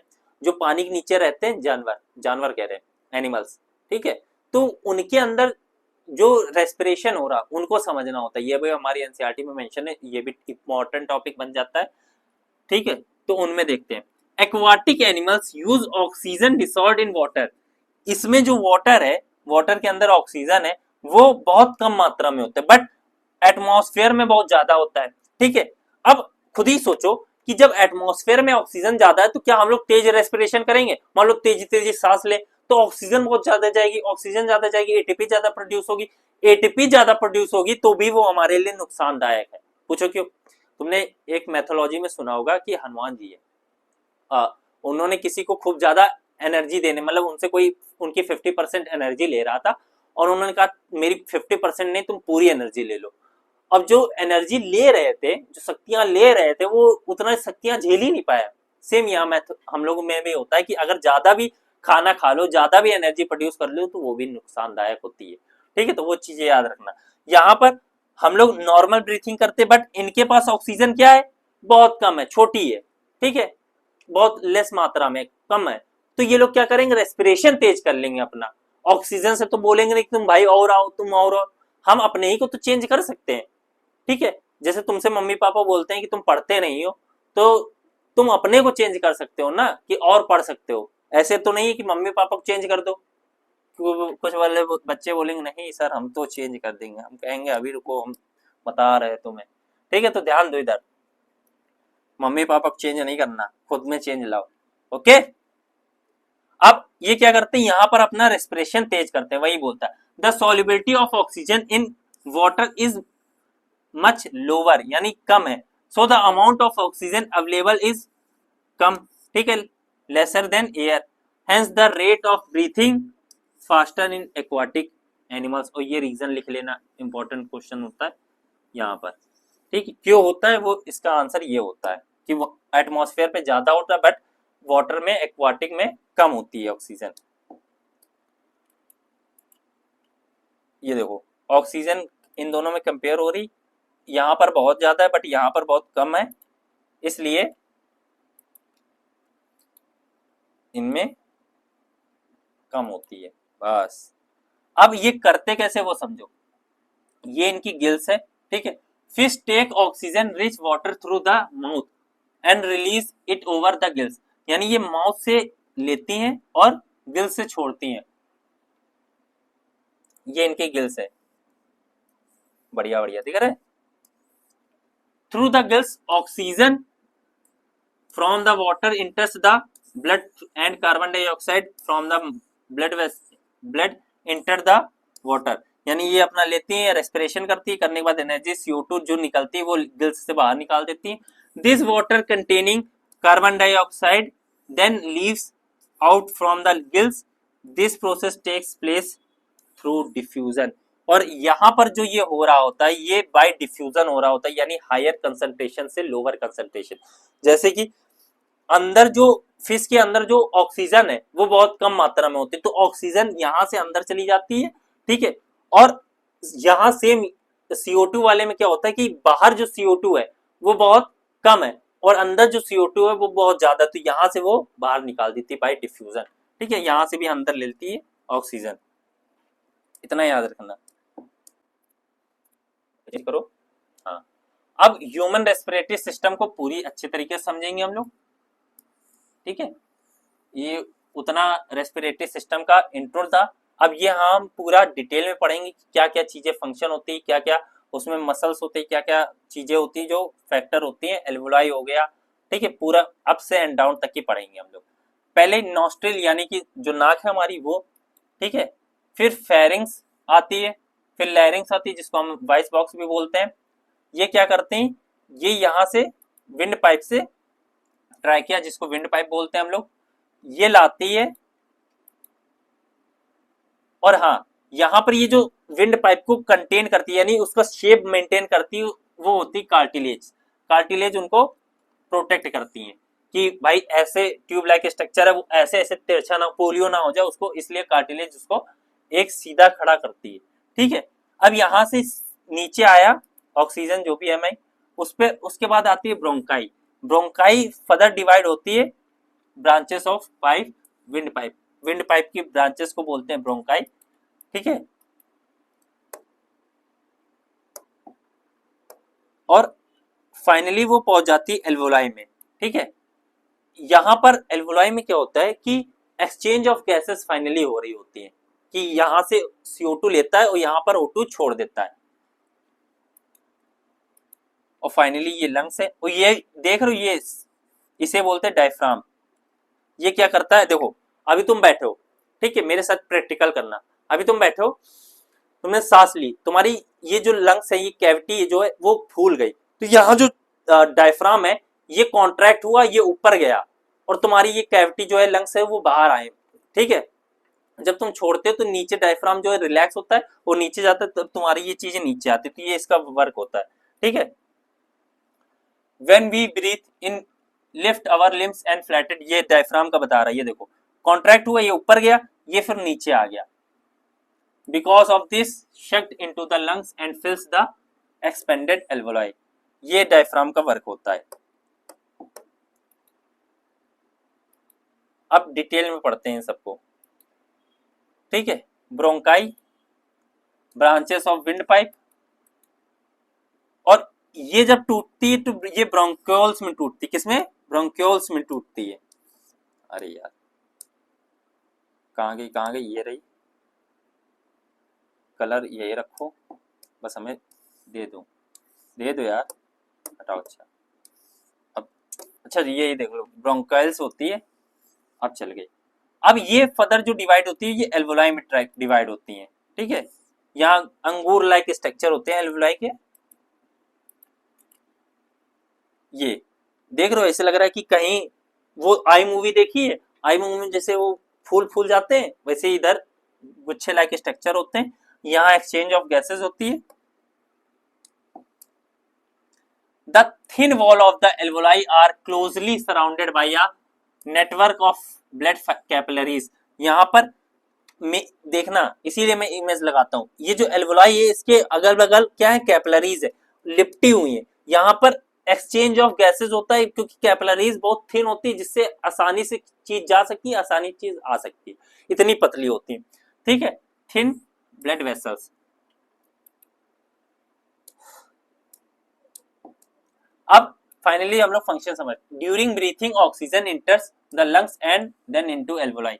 अब जब हम सांस लेते हैं, वही शुरुआत में जो तुम्हें पूरा प्रोसेस बताया, उस सबको डिटेल में धीरे धीरे समझना है।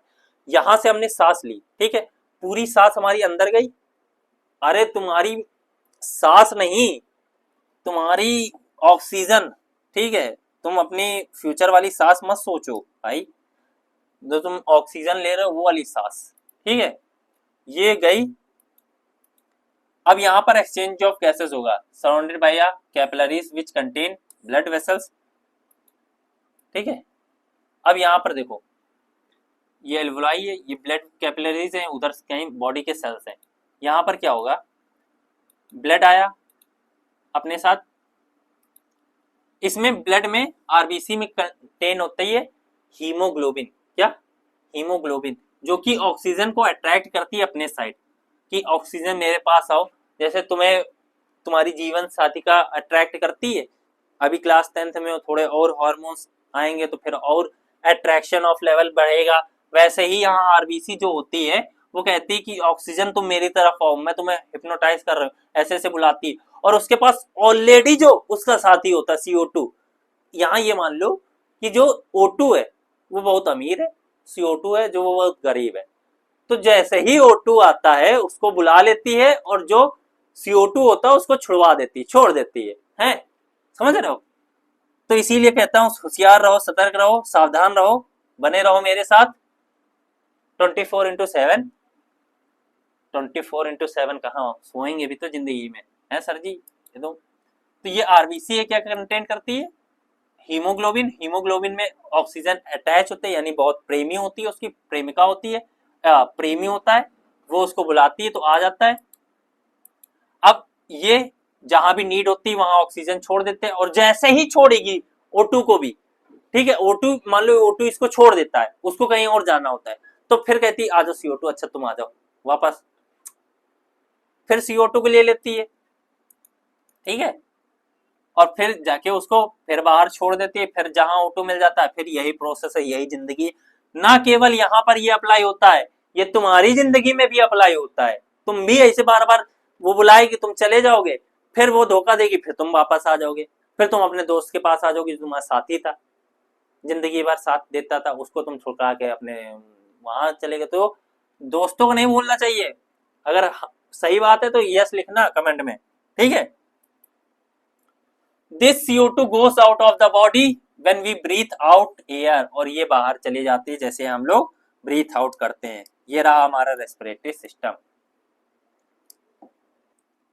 अब हम लोग आते हैं सेलुलर रेस्पिरेशन में। ठीक है, कि इसमें होता क्या है एक्चुअलिटी में। देखो एक हमारे पास पूरा पूरा सेल है, ठीक है, इस सेल में क्या होता है, ग्लूकोज आया, जो कि ग्लूकोज हमने छोटे छोटे पार्टिकल्स में तोड़ लिया था, ग्लूकोज बन जाता है कार्बोहाइड्रेट से। अब ये जो ग्लूकोज है ये पायरुवेट में टूटता है, ठीक है, किसमें, पायरुवेट में। और यहां पर ऑक्सीजन का इस्तेमाल नहीं हो रहा, यानी ऑक्सीजन का यहां पर कोई भी चीज नहीं हो पा रही, यानी ऑक्सीजन के से हम कुछ नहीं कर रहे हैं, तो इसको क्या बोल देंगे, एनारोबिक रेस्पिरेशन। एनारोबिक कहां पर, साइटोप्लाज्म में, साइटोप्लाज्म में। अब ये देखो एब्सेंस ऑफ O2, ये प्रोसेस हो गई इसमें, यानी ग्लूकोज जब पायरुवेट में टूटता है वो प्रोसेस क्या होती है, एनारोबिक रेस्पिरेशन होती है। और बस इसके बाद जब वो पायरुवेट टूटा, वही पायरुवेट हमारे जब माइटोकॉन्ड्रिया में जाता है, यानी यहां पर, तो यहां पर अब ऑक्सीजन की इस्तेमाल होगी, अब ऑक्सीजन का यूज होगा यहां पर। देखो pyruvate is broken down in the presence of oxygen to release energy in the form of ATP, और यहां पे 38 ATP plus CO2 plus H2O release होता है, ठीक है, ये ऑक्सीजन है, यहां पर 38 एटीपी प्रोड्यूस हुई।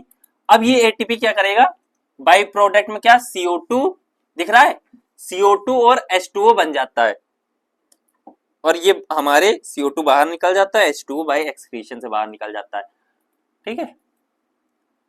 अब एक ऐसा केस आता है हम ही लोगों में, जो हम लोग lack of oxygen, lack of oxygen का मतलब है जब हम खूब तेज एक्सरसाइज करते हैं या बहुत तेज रनिंग करते हैं तो हम में लैक ऑफ ऑक्सीजन होती है, यानी ऑक्सीजन की कमी होती है, क्योंकि हम इतनी तेज भाग रहे होते हैं और हमारा जो हार्ट है वो इतनी एडिक्वेट अमाउंट ऑफ ऑक्सीजन नहीं दे पाता हमें, तो जिससे कि हमारे अंदर एनर्जी का प्रोडक्शन कम होता है, और जब एनर्जी का प्रोडक्शन कम होता है तब लैक्टिक एसिड प्रोड्यूस होता है, जो कि मसल पेन के लिए रिस्पॉन्सिबल होता है। जो हमें बोलते हैं कि मम्मी आज हम एक्सरसाइज ज्यादा कर ली, आज लेग मार लिया, लड़के रिलेट कर पाएंगे कि जब भी उनका लेग होता है, लेग वाला डे, तो उनके लेग बहुत दर्द करते हैं, तो वहां पर लैक्टिक एसिड प्रोड्यूस हो रहा होता है, जो कि पेन के लिए रिस्पॉन्सिबल होता है। ओके, पढ़ते हैं।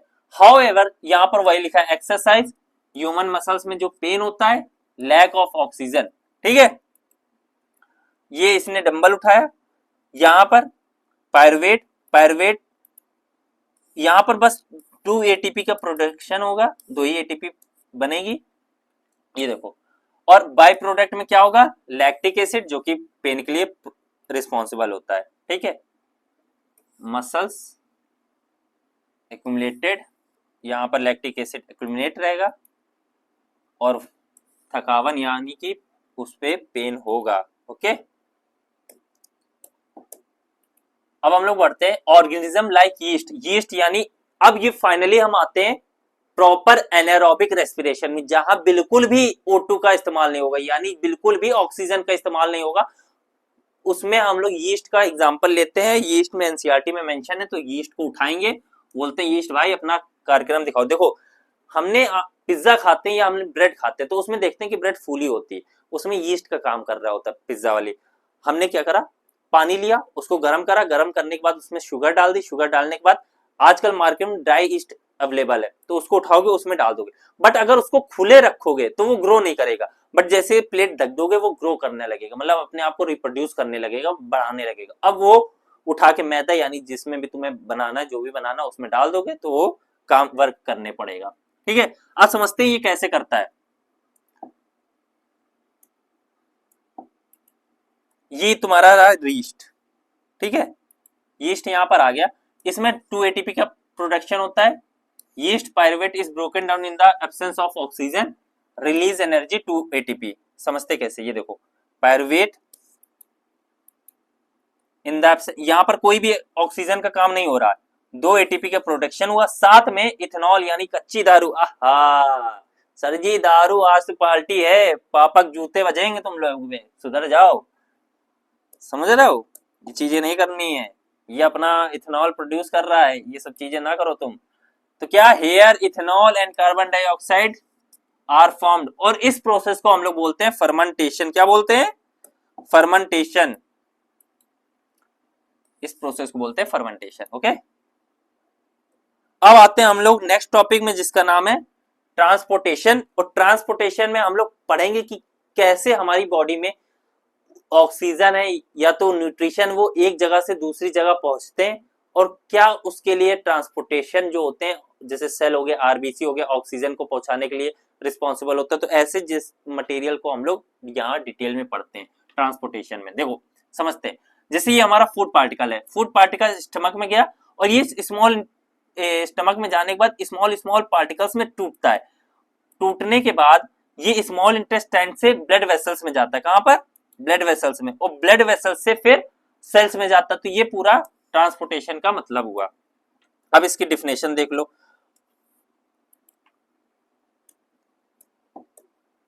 कि a substance synthesized or absorbed in one part of the body moves to other part of the body. This process is known as transportation. क्या? ट्रांसपोर्टेशन, यानी एक जगह से दूसरी जगह जो पार्टिकल है या सब्सटेंस है वो मूव हो रहा है, उसको बोलते हैं ट्रांसपोर्टेशन।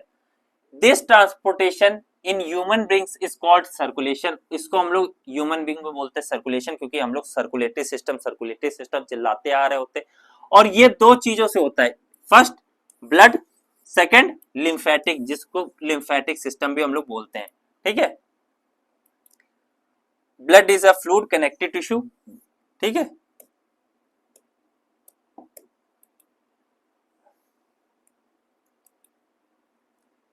अब ह्यूमन हार्ट की बात कर ले। देखो हार्ट हमारा पंपिंग ऑर्गन होता है भाई, हर जगह ब्लड वेसल्स को जानी है, ठीक है, आरबीसी को जाना, तो उनको पहुंचाने के लिए किसी ना किसी को रिस्पॉन्सिबल होना चाहिए, कोई ना कोई प्रेशर तो आना चाहिए।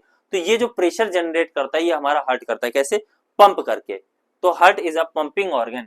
ठीक है, ये हमारी, और ये तुम ये देख के वो दिल वाला दिल नहीं, वो मत समझने लगना कि सर हमारे दिल में तो उनके खिलाफ इतनी मोहब्बत थी, ये रही तुम्हारी मोहब्बत, इस तरीके से तुम्हारी मोहब्बत दिखती है, समझ रहे हो? देखो राइट और लेफ्ट साइड, इधर देखो पूरा स्ट्रक्चर समझाते हैं तुम लोगों को। ये देख रहे हो और ये देख रहे हो, दो साइड से बटा होता है, एक तरफ डीऑक्सीजनेटेड ब्लड होता है, एक तरफ पूरा ऑक्सीजनेटेड ब्लड होता है। अब मैं पेन नहीं चलाऊंगा इसमें, क्योंकि उधर से देखते रहना, इधर से इमेज आती रहेगी।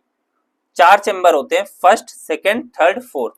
ठीक है, 2 अपर 2 लोअर। ठीक है, 2 अपर जिनको आर्टेरिया बोलते हैं, 2 लोअर जिनको वेंट्रिकल्स बोलते हैं। इसको आर्टेरियम भी बोलते हैं, इनको वेंट्रिकल भी बोलते हैं। ठीक है, अब ये लेफ्ट साइड है, ये राइट साइड है। बच्चे यही याद रखना कि जब तुम कॉपी में लिखते हो तब तुम अपने साइड के उल्टे साइड लिखोगे, यानी जब तुम इस साइड लिख रहे हो तो राइट साइड लिखोगे, इस साइड लिख रहे हो तो लेफ्ट साइड लिखोगे। बच्चे गलती करते हैं, अपना लेफ्ट लिख लेंगे, जैसे कॉपी में लिख रहे हैं तो इस साइड वो लेफ्ट लिखेंगे और इस साइड वो राइट लिखेंगे, जबकि इस साइड उन्हें लेफ्ट लिखना है, इस साइड उन्हें राइट लिखना है, क्योंकि वो कॉपी तुम्हारी अपोजिट है। ये याद रखना, ये मिस्टेक होती है। ठीक है, ये राइट एट्रियम है, यहां पर राइट एट्रियम है, ये राइट वेंट्रिकल है। ठीक है, अभी इनके बारे में डिटेल पढ़ते हैं। ये लेफ्ट आर्ट्रियम है और ये लेफ्ट वेंट्रिकल है। ओके, अब इसके बारे में पूरा डिटेल में पढ़ते हैं। स्ट्रक्चर देखो, a big when इंटर्स the right atrium from the upper part of the body. यानी ये जो ऊपर से देख रहे हो, यहां से और यहां से, एक सेकंड रुकना, यहां से और यहां से, इन्हें बोलते हैं वेना कावा। ये लोअर वेना कावा होता है, ये अपर वेना कावा होता है। ये डीऑक्सीजनेटेड ब्लड को लाता है। अपर वेना कावा ऊपर यानी हमारे हेड से पूरा लाता है, और लोअर वेना कावा हमारी नीचे लोअर बॉडी से लाता है डीऑक्सीजनेटेड ब्लड। ठीक है,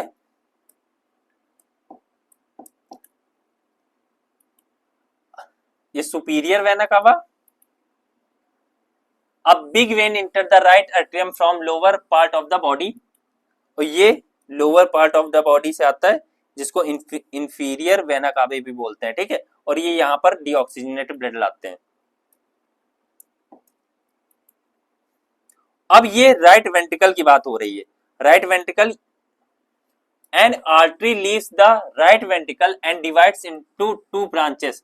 अब यहां से देखो, यहां पर जो डीऑक्सीजनेटेड ब्लड आया, इसको पल्मोनरी आर्टरी जो होती है वो कंटेन करती। एक ऐसी ही आर्टरी होती है जो डीऑक्सीजनेटेड ब्लड कैरी करती है, ठीक। बाकी सब आर्टरी जो होती है ऑक्सीजनेटेड ब्लड कैरी करती है। ये यहां से जब रिलीज होती है तो दो पार्ट्स में टूट जाती है, ये देख लो, एक इधर और एक इधर। और ये इधर वाली जाती है लंग्स के पास और इधर वाली भी जाती है लंग्स के पास। One branch enter the right lung and the other branch enters the left lungs, ठीक है। अब ये क्या बोलते हैं इसको, पल्मोनरी आर्टरी। और इसमें क्या होता है, ऑक्सीजन की कमी होती है, लैक ऑफ ऑक्सीजन, बहुत छोटी मात्रा में।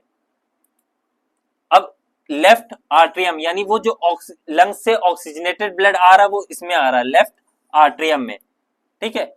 Four veins enter the left atrium, two from the right lungs and two from the left lungs. अब जो लंग्स था उससे दो चार टोटल वेन आती हैं, दो लेफ्ट से आती है, दो राइट से आती हैं, ठीक है। यहां से आती हैं और यहां से आती हैं, ये दो हो गए लेफ्ट, ये हो गए दो राइट।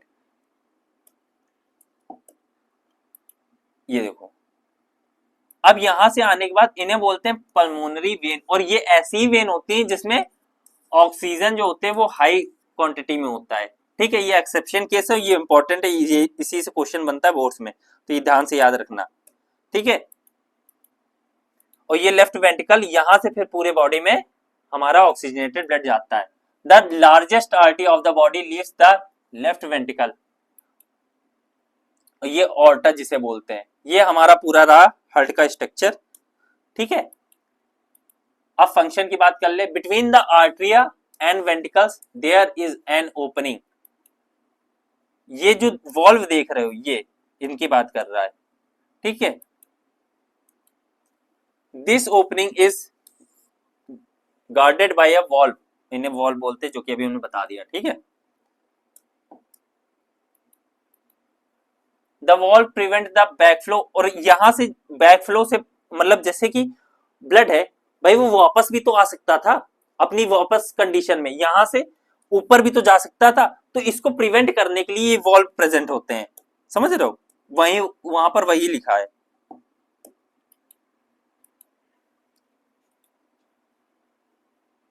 अब यहां वाला, ये यहां बता रहा है कि यहां पर डीऑक्सीजनेटेड रहता है, यहां पर ऑक्सीजनेटेड रहता है। यानी रेड वाला जो आइटम दिखेगा तुम्हें कभी भी, तो रेड वाला जितना है वो सब ऑक्सीजनेटेड है और ब्लू वाला जितना है वो सब डीऑक्सीजनेटेड है। अब हम लोग समझते हैं double circulation system. Double circulatory system कैसे हो रहा है वो समझते हैं, ठीक है। देखो यहां पर हमारा पूरा पूरा आर्टरीज में क्या चल रहा है, ऑक्सीजनेटेड ब्लड। जितना भी रेड मटेरियल देख रहे हो ये ऑक्सीजनेटेड ब्लड है, और यहाँ जितना भी ब्लू पोर्शन देख रहे हो वो डीऑक्सीजनेटेड ब्लड है। एक बार ब्लड आता है फिर एक बार जाता है, यानी एक बार आ रहा है एक बार जा रहा, ये एक ही टाइम पर दो बार हो रहा है, ठीक है। तो इसीलिए इसको बोलते हैं हम लोग डबल सर्कुलेशन, टॉइज हो रहा है, एक बार आता है एक बार जाता है, एक बार आता है एक बार जाता है। इसीलिए इसको हम लोग डबल सर्कुलेशन बोलते हैं, क्योंकि ये हम लोगों में हो रहा होता है और कुछ बर्ड्स में हो रहा होता है। ओके, समझते ये प्रोसेस हो कैसे रहा होता है एनिमेशन के। ये देखो, ये अपना हार्ट आ गया। अब ये क्या करेगा, ऑर्टा से आर्टरीज में टूटता है, आर्टरीज से कैपिलरीज में टूटता है, ऑर्टा से आर्टरीज में टूटता है और आर्टरीज से कैपिलरीज में टूटता है। ओके, अब ये जो कैपिलरीज है, यहां पर आर्टरीज में ऑक्सीजनेटेड ब्लड था, वो आया इसके पास ऑक्सीजन लेके, कहता है ऑक्सीजन ऑक्सीजन, इधर आया। अब सेल्स कहता है कि तुम मुझे ऑक्सीजन दे दो, मैं तुम्हें CO2 दे दूंगा आरबीसी से, ठीक है। आरबीसी में हीमोग्लोबिन प्रेजेंट था, उसी में ऑक्सीजन बाइंड रहता है, और जैसे ही सेल्स मांगता है ऑक्सीजन उसको दे देता है, और CO2 हीमोग्लोबिन फिर से ले लेता है, और ये CO2 ले जाके वापस लंग्स में एक्सचेंज ऑफ गैसेस होती है और वापस भेज देता है बाहर, ठीक है। देखो यहां पर ये कैपिलरीज ने एक्सचेंज ऑफ गैसेस करा, अब यहां से वेन से वेना कावा बना और वेना कावा से एक्सक्रीट कर दिया, ठीक है। पूरा प्रोसेस था, एक सेकंड, ये था पूरा प्रोसेस। अब इसके बाद हम लोग ये समझते कि आर्टरी वेन में डिफरेंस क्या, जो कि हमारा नेक्स्ट पार्ट है। देखो फर्स्ट आर्टरी का फर्स्ट अल्फाबेट क्या है, ए से क्या है, अवे, यानी आर्टरी जो वर्क करती है वो हार्ट से अवे ले जा रही ब्लड को। तो पहला डिफरेंस ये हो गया कि आर्टरी जो है वो अवे ले जा रही हार्ट से, और इसको वेन जो क्या कर रही, वापस हार्ट में ब्लड डाल रही है। तो ये वेन का डिफरेंस हो गया। अब देखो वेन जो होती है इसमें प्रेशर ज्यादा नहीं लग रहा होता है, तो इनकी जो वॉल है वो पतली होंगी, मतलब थिन होंगी, बट आर्टरी की क्या होगी, थिक होगी। ठीक है, और इधर नॉट थिन की जगह नॉट थिक भी सही, बट थिन लिख लेना तुम लोग। ठीक है, थिन लिख लेना, वो ज्यादा सही रहेगा। अब ऐसे ही ये क्या करेगी, टॉलरेट हाई प्रेशर, जब हार्ट जो है वो तेजी से पंप कर रहा है, ठीक है, प्रेशर लगा रहा है आर्टरीज पे, आर्टरी में ब्लड जा रहा है, तो वहां पर प्रेशर भी तो हाई होगा, और वो जो प्रेशर हाई होगा तो वो टॉलरेट भी तो कर रही कौन, आर्टरी, बट ऐसा वेन में देखने को नहीं मिलता है। ठीक है, do not tolerate high pressure, ये रहा इनमें डिफरेंस, इंपॉर्टेंट है, याद रखना। ठीक है, लिखना चाहो लिख लेना। ये देखो, और इनमें क्या रहती, जो वेन होती इनमें वॉल प्रेजेंट रहती, क्यों, क्योंकि इसमें प्रेशर कम रहता, और प्रेशर कम रहने के चक्कर में ये बैक फ्लो भी कर सकती है, वापस भी तो डाल सकती है, तो ये जो वॉल्व होती है ये बैक फ्लो से प्रोटेक्ट करती है। ठीक है, किसमें, वेन में, और ऐसा आर्टरीज में तो ऑलरेडी इतने प्रेशर में जा रहा है, वहां तो प्रेशर लगी रहा, वो तो हर तरफ चले जाएगी, बट वॉल में ऐसा कुछ नहीं है। तो ये इनमें मेजर डिफरेंस है, ये याद रखना। अब हम लोग आते हैं पंपिंग ऑर्गन यानी अपने हार्ट को देखते हैं। अरे अपने हार्ट को देखते हैं। और तुम लोग सब लोग जानते हो कि हार्ट एक ऐसी चीज है जो आजकल निब्बा निब्बी से बनाती है, प्यार करवाती है, ऐसा कुछ चल रहा है ट्रेंडिंग में। ठीक है, जो कि गलत है, अपने तुम लोग ध्यान दो फ्यूचर में, उससे कुछ नहीं हो पाएगा। ठीक है, प्यार मोहब्बत तो बकवास वाली चीजें होती हैं, इनमें कुछ रखा नहीं है। वो क्या शायरी थी, दिल टूटा है तो मगर जुड़ा तो नहीं, और आशिक का दिल खुदा तो नहीं, पता नहीं क्या बोलते हैं। आ जाओ यहाँ पर वापस आते हैं, वो सब छोड़ो तुम लोग। देखो जब आर्टरीज में प्रेशर आ रहा है तो वो प्रेशर कितना होना चाहिए, अगर वो हाई होता है या लो होता है तो क्या क्या दिक्कत आती है, जिसको हम लोग बीपी की दिक्कत बोलते हैं। ठीक है, ब्लड प्रेशर नॉर्मल जो ह्यूमन का होना चाहिए वो 120 से 80 होना चाहिए। 120 और 80 होता क्या वो समझते हैं। कॉन्ट्रैक्शन और रिलैक्सेशन समझते हो, हार्ट कॉन्ट्रैक्ट होती है फिर रिलैक्स होती है, ऐसे आर्टरी भी कॉन्ट्रैक्ट होती है और रिलैक्स होती है। कैसे, ये समझना इधर, एक सेकेंड। देखो ये हार्ट ने पंप किया और यहाँ पर आर्टरी जो है ब्लड फ्लो हो रही है, कॉन्ट्रैक्ट हो रही है और रिलैक्स हो रही है। ये देखो ब्लड फ्लो हो रहा है यहाँ पर। अब यही जो ब्लड फ्लो है इन आर्टरी में जब प्रेशर होता है तो इसे बोलते हैं सिस्टोलिक प्रेशर। क्या बोलते हैं, सिस्टोलिक प्रेशर। जब भी कॉन्ट्रैक्शन हो रहा होता है आर्टरी में, कॉन्ट्रैक्ट हुई, अब जब रिलैक्स होगी तो उसको बोलेंगे डायस्टोलिक। क्या बोलेंगे, ये 120 होना चाहिए, और जब भी, इसको मैं इधर ले आता हूं, जब भी रिलैक्सेशन होगा तब इसको बोलेंगे डायस्टोलिक, और ये होना चाहिए 80। ठीक है, 80, और एच जी यानी मरकरी में इसको रिप्रेजेंट करते हैं, मरकरी के प्रेशर से इसको रिप्रेजेंट करते हैं। ओके, ये हमारे सिलेबस में था इसलिए जानना जरूरी, इससे थोड़ा बहुत क्वेश्चन भी बनता है, उतना नहीं बनता है जितना तुम सोच रहे हो, बट हाँ कभी कभार पूछ लेता तो इंपॉर्टेंट है। अब हम लोग आते हैं ब्लड पे अपने, कि ब्लड के कंपोनेंट क्या होते हैं, जैसे प्लाज्मा, आरबीसी, डब्ल्यूबीसी, प्लेटलेट्स, ये हमारे पूरे ब्लड में प्रेजेंट रहता है। जो लिक्विड वाला पोर्शन होता है वो तुम्हारा प्लाज्मा होता है, ये देख रहे हो यहाँ पर, ये पीला पीला पूरा है प्लाज्मा, और सेल्स में आरबीसी, डब्ल्यूबीसी और प्लेटलेट्स। फर्स्ट आरबीसी, ये तुम्हारे रेड ब्लड कॉर्पल्स आ गए। ठीक है, बाइकॉनकेव शेप के होते हैं यानी पिच के टाइप के होते हैं, और ये इसी के अंदर आयरन कंटेनिंग होता है जो कि हीमोग्लोबिन होता है। ठीक है, अब डब्ल्यूबीसी, ये जितने भी देख रहे हो डब्ल्यूबीसी का वर्क होता है हमारी बॉडी को प्रोटेक्ट करना फ्रॉम सराउंडिंग के जितने भी बैक्टीरियाज आ जाते हैं, इन्फेक्शन आ जाते हैं, उनसे प्रोटेक्ट करती है। जैसे अपनी इंडियन आर्मी हम लोगों को प्रोटेक्ट करती है, वैसे सेम ये क्या करते हैं, बैक्टीरिया को इंगल्फ कर लेते हैं, मतलब खा लेते हैं, अपना जाते हैं ऐसे, अमीबा देखा है, सूडोपोडिया ऐसे बनाते हैं और फिर खा लेते हैं, इंगल्फ करते हैं ये बैक्टीरियाज को। और प्लेटलेट्स का वर्क होता है, प्लेटलेट्स का, जैसे हमारी यहाँ पर कट गए, ठीक है, वहां पर क्लॉटिंग बन जाती, क्लॉट हो जाता, उसमें जो फैक्टर रिस्पॉन्सिबल होता है वो प्लेटलेट होता है। ठीक है, कहाँ गया, ये रहा, ये सब इनके फंक्शन थे। So we remove the cells from the blood, what remain is plasma. मतलब अगर हम इन सबको हटा देते तो क्या बनता है, प्लाज्मा बनता है, जो कि सही बात है। अगर इन सबको डाल देते हैं तो फिर ब्लड बन जाता है।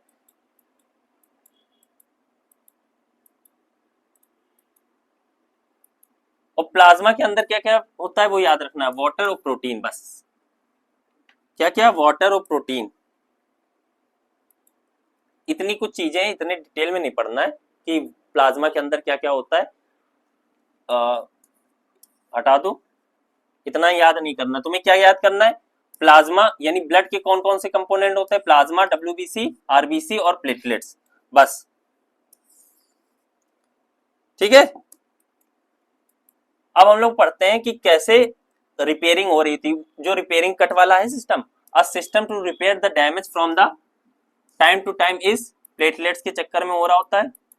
ये देखो, ठीक है। यहां पर जैसे मान लो यहां पर तुम्हारे कट लग गया, अब ये प्लेटलेट्स आती हैं और ये ऐसे जाली टाइप स्ट्रक्चर बनाना चालू कर देती हैं, ब्लड कार्पस को ऐसे पकड़ती हैं और सबको रोक लेती है, तो क्लॉटिंग बन जाती है। ठीक है, जैसे कि एक छन्नी छन्नी होती, उस टाइप में ये अपने क्लॉटिंग फैक्टर बनाती हैं।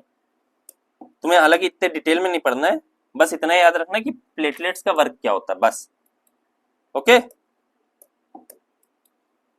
अब सर्कुलेटरी सिस्टम में हम लोग पहले पढ़ा चुका है कि ब्लड की कंपोनेंट पढ़ लिया, अब लिम्फ कब पढ़ते हैं।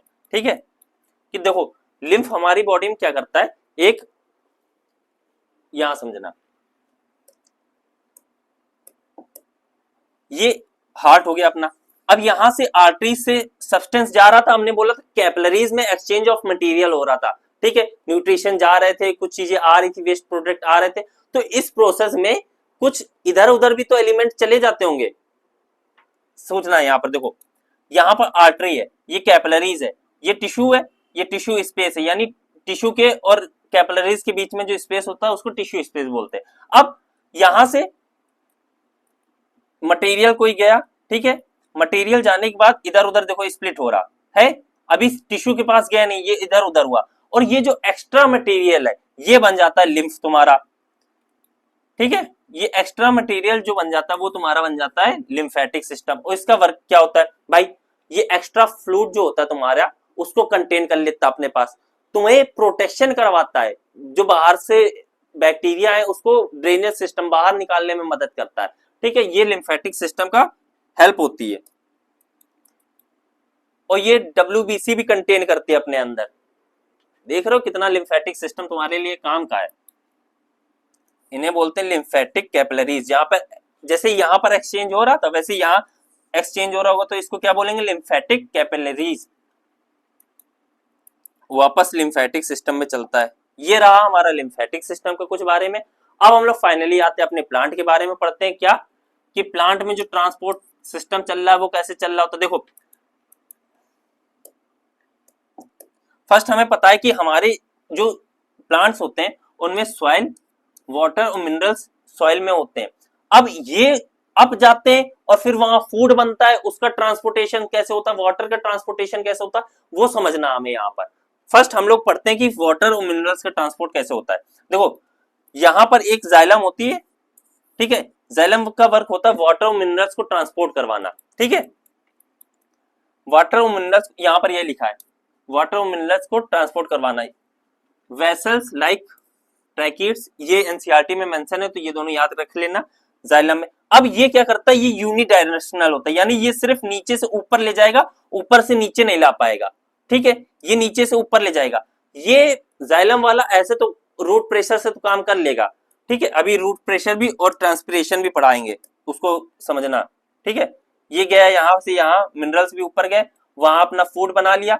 अब ये जो फूड बना है, मान लो यहाँ ऊपर फूड बना है, तो यहां से यहां पर कैसे आएगा, सोचने की बात है कि नीचे भी तो नीड हो सकती है फूड की, हर जगह ग्रोथ करना है प्लांट को, ऐसा तो जरूरी नहीं कि सिर्फ ऊपर ऊपर हो रहा है, ऊपर ग्लूकोज बनना है तो ऊपर से नीचे नहीं आएगा।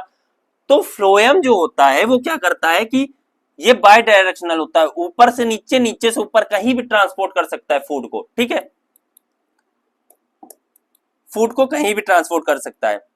ठीक है, यही देखो यहां पे लिखा। अब इसका पूरा ट्रांसपोर्टेशन का, वाटर के ट्रांसपोर्टेशन का मतलब समझते हैं और कैसे होता है। देखो, फर्स्ट रूट प्रेशर होता है और सेकंड ट्रांसपिरेशन होता है। रूट प्रेशर में वर्ड ही एक्सप्लेन कर रहा है कि रूट का प्रेशर लग रहा होता है, रूट से खींच रहा होता है। ये छोटे प्लांट्स के लिए तो चल जाता है, बट जो बड़े प्लांट होते हैं उसमें ट्रांसपिरेशन भी वर्क करता है। ठीक है, रूट प्रेशर के साथ ट्रांसपिरेशन भी वर्क कर रहा होता है।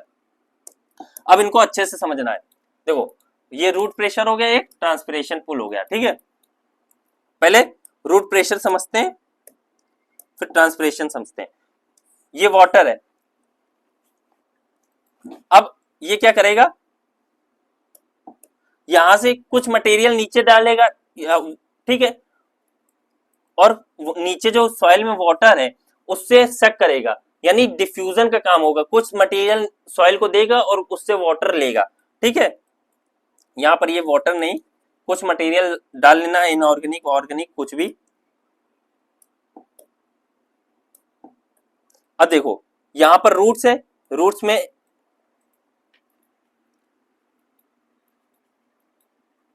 देखो रूट्स प्रेशर इज, एक second, root pressure is adequate to move water only in small plants. Small plants के लिए बोला था, जैसे हर्ब एंड शर्ब। ठीक है, बट लॉन्ग जो बड़े प्लांट होते हैं उनके लिए इनफ नहीं होता, तो उनके लिए क्या होता है, ट्रांसपिरेशन होता है। यहां देखो, ये वाटर पुल हो रहा है ऊपर रूट प्रेशर के चक्कर में और ऊपर जा रहा है। अब हम लोग ट्रांसपिरेशन पढ़ते हैं, और ट्रांसपिरेशन इंपॉर्टेंट टॉपिक है, तो याद रखना इसका। ठीक है,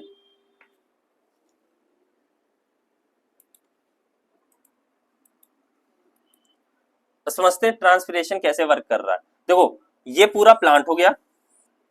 अब इस प्लांट में तुम्हारे ये फ्लोएम की, सॉरी, जाइलम की वेसल्स हो गई।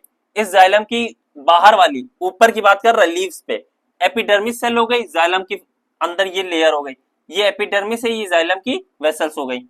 अब ऐसे ही सेम स्टेम्स में भी होंगी, ऐसे सेम रूट्स में भी होंगी। ठीक है, अब तुम यहां समझना, आज आज आज तक की ये बच्चा कोई समझ नहीं पाता है, बट अब तुम देखोगे ना, गारंटी मेरी है अच्छे से समझ पाओगे। पूछो कैसे, क्योंकि अब तुम्हें दिखेगा कि एक्चुअली में यहां पर होता कैसे वर्क। देखो, यहां पर पूरा वाटर है, यहां से यहां ऊपर तक की वाटर फिल है। अब होता क्या है कि ऊपर में जब वाटर का लॉस होता है, यानी कि लॉस ऑफ वाटर हो रहा है, उसे ट्रांसपिरेशन बोलते हैं। समझना, सनलाइट है, वाटर को एवोपरेट कर दिया। अब जब वहां ऊपर से वाटर गया तो यहां कुछ ना कुछ प्रेशर जनरेट हो रहा होगा, कुछ ना कुछ प्रेशर जनरेट होगा। अब ये जो प्रेशर है, ये आगे गया, फिर ये भी आगे गया। अब यहां पर जगह खाली हो गई, जैसे ही जगह खाली होगी ये ऊपर जाएगा। ऊपर जाने के बाद, ये ऊपर जाने के बाद यहां जगह खाली हुई, यहां जैसे जगह खाली हुई, नीचे वाला वाटर ऊपर आएगा। अब नीचे में भी जगह खाली हुई तो रूट्स कहेगा कि आ जाओ भाई, मेरे पास जगह खाली, तुम वाटर फिर से आ जाओ, और रूट से फिर वाटर ले लेता है। तो इस तरीके से ट्रांसपिरेशन से सबसे नीचे से सबसे ऊपर वाटर का ट्रांसपोर्टेशन हो रहा होता है। ठीक है, ट्रांसपिरेशन हो रहा होता है। ट्रांसपोर्टेशन बोलेंगे वाटर का, और इस प्रोसेस को बोलेंगे ट्रांसपिरेशन, लॉस ऑफ वाटर। ठीक है, because of this the roots absorb more water. समझ में आया कि नहीं आया? यहां से पूरा ऐसे ऐसे ऐसे जाके यहां पर एवोपरेट होता है।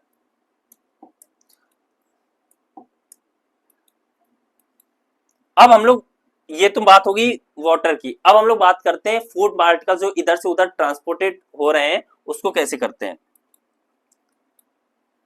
Food manufacturing cells of the leaves is transported to each of the plant, यही जो अभी हमने बताया। अब यहां पर देखो, मेन फूड है हर जगह, ये ऊपर से नीचे या नीचे से ऊपर कैसे जा रहा होगा वो समझना है। ये एप्पल लगे हैं, खाना है एप्पल कि नहीं खाना है? खाने से पहले ये समझ लो ये बनाते कैसे हैं। ठीक है, फिर आज शाम को पापा से कहना कि पापा ऐसे बनाते हैं, अब मेरे लिए एप्पल लाना। ठीक है,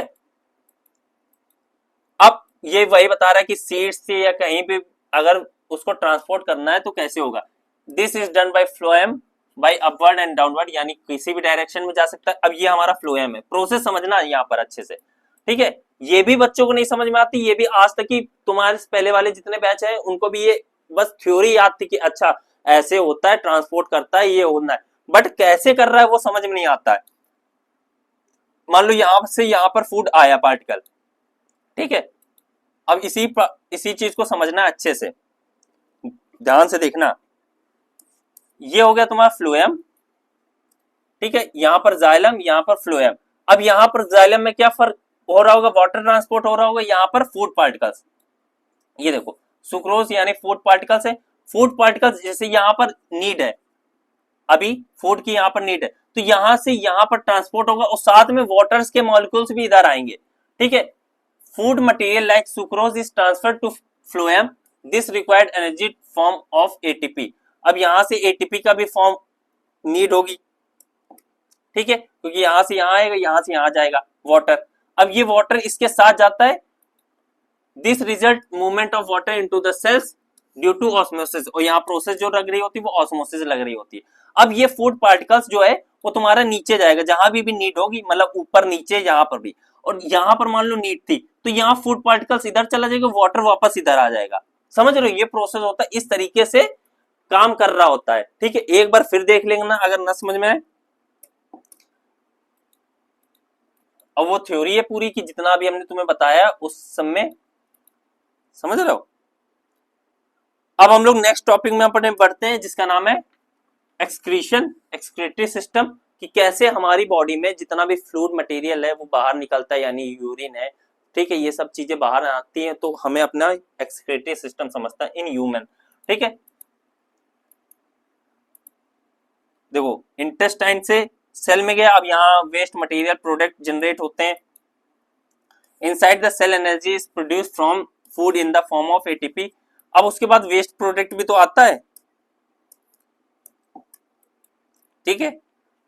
harmful substance like urea, uric acid, amino, ये सब हमारे लिए हार्मफुल सब्सटेंस होते हैं जिसको एक्सक्रीट करना इंपॉर्टेंट रहता है। अगर नहीं करेंगे तो हमें पेन होगा, दर्द होगा, जिससे हमारी मृत्यु भी हो सकती है अगर ज्यादा मात्रा में ये स्टोर रहे हो जाएगा, ठीक है। These product is allowed to accumulate in the body may cause serious damage sometimes leading to death। वही बात हो गई, sometimes मरने के भी चांसेस हो सकते, तो इसलिए जिसका भी एक्सक्रीटरी सिस्टम सही ना हो, सही करवा लेना। अब समझते हैं ये पूरा प्रोसेस हो कैसे रहा है, ठीक है। अब ये वेस्ट मटेरियल गया, अब पूरा ये एक्सक्रीटरी सिस्टम जो हमारा, यानी दो पेयर ऑफ किडनी, ये यूरेटर, ये आर्टरी, ये वेना कावा, ये सब स्प्लिट होते हैं।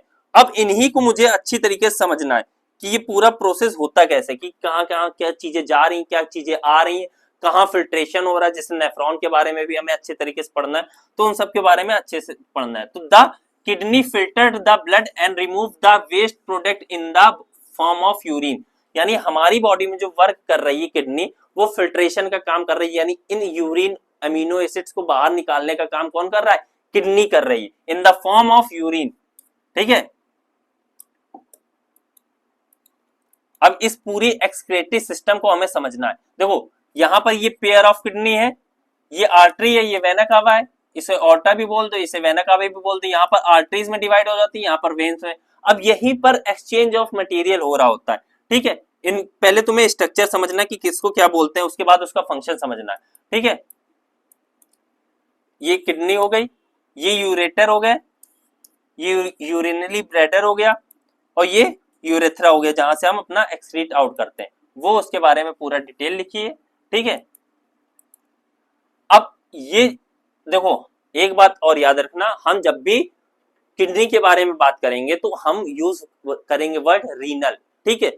जितनी भी किडनी में एक्सक्रीटरी सिस्टम की बात करेंगे वहां यूज करेंगे रीनल वर्ड, ये जैसे रीनल आर्टरी, रीनल वेन, ठीक है, ऐसी चीजों का इस्तेमाल करेंगे एक्सक्रीटरी सिस्टम में। अब ये रहा हमारा स्ट्रक्चर। अब हम उसके नेफ्रॉन के बारे में बात करते हैं, वहां से देखो वहीं पर एक बार अच्छे से तुम्हें एक्सप्लेन भी कर देते हैं। देखो यहां से वेस्ट मटेरियल आएगा और यहाँ पर फिल्टर होगा वापस, और जो भी फिल्टर वाला होगा वो वेन्स में चला जाएगा। अब जो फिल्टर हो चुका है वो यूरेटर में आएगा, यूरेटर से यूरिनरी ब्लैडर में स्टोर होगा। लमसम एक ह्यूमन बॉडी में 400 ml तक ही स्टोर हो पाता है। अगर 1000 से ज्यादा जाता है ml तो ये बस्ट हो जाती है, फट जाती है, फिर दिक्कत होती है ज्यादा। अब उसके बाद यहाँ पर यूरेथ्रा से एक्सक्रीट आउट कर देते हैं हम लोग, ठीक, बाहर कर देते हैं। ये था इसका फंक्शन। अब नेफ्रॉन का फंक्शन देखते हैं, क्योंकि हमें वन शॉट करना है, अच्छे से करना है, और ये उसी का पूरा फंक्शन लिखा है, देख लेना जो अभी हमने बताया। अब नेफ्रॉन का स्ट्रक्चर देखना हमें। देखो नेफ्रॉन क्या करता है, किडनी का जो फिल्ट्रेशन हो रहा होता है वो यही नेफ्रॉन पे हो रहा होता है, ठीक है। Structure and functional unit of kidney, nephron की डिफिनेशन।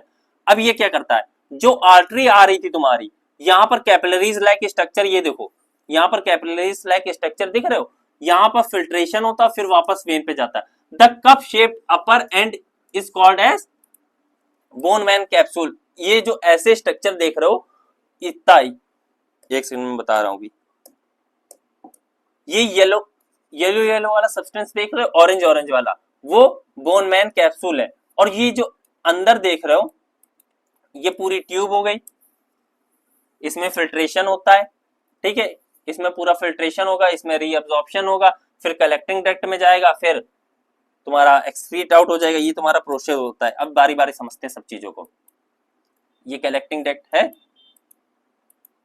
अब यहाँ रीनल आर्टरी, ये ग्लोमेरुलस क्या करते हैं, फिल्ट्रेशन, जैसे कैपिलरीज थी, यहाँ पर ग्लोमेरुलस होता है, गोल लाइक ऐसे सब आपस में लिपटी होती है, यहाँ पर फिल्ट्रेशन होता है, पूरा पूरा फिल्ट्रेशन यहाँ पर हो जाएगा। अब मान लो जब फिल्ट्रेशन हो गया, तो कोई चीज ऐसी चली गई जिसको हमें नहीं भेजना था, तो उसका रीअब्जॉर्प्शन भी होता है। जैसे ग्लूकोज हमें चाहिए था ना एनर्जी, ग्लूकोज का फिल्ट्रेशन हो गया तो वापस हम ले लेते हैं। वाटर, वो भी रीअब्जॉर्ब हो जाता है, कुछ ऑर्गेनिक इनऑर्गेनिक मटेरियल एब्जॉर्ब होते हैं, ठीक है। The nephron is surrounded by a network of capillaries, ठीक है। अब ये हर जगह जब फिल्ट्रेशन होगा, रीअब्जॉर्प्शन होगा, तो वो अब कैपिलरीज में तो जाएगा, वेन में तो जाएगा, आर्टरीज में तो जाएगा। Blood contains urea, amino acid, uric acid, water and other useful substance, जो कि हम पहले बता चुके हैं तुम लोगों की, ये सब होता है। अब इनका रीअब्जॉर्प्शन होता है, बारी बारी सबको डिटेल में पढ़ना है।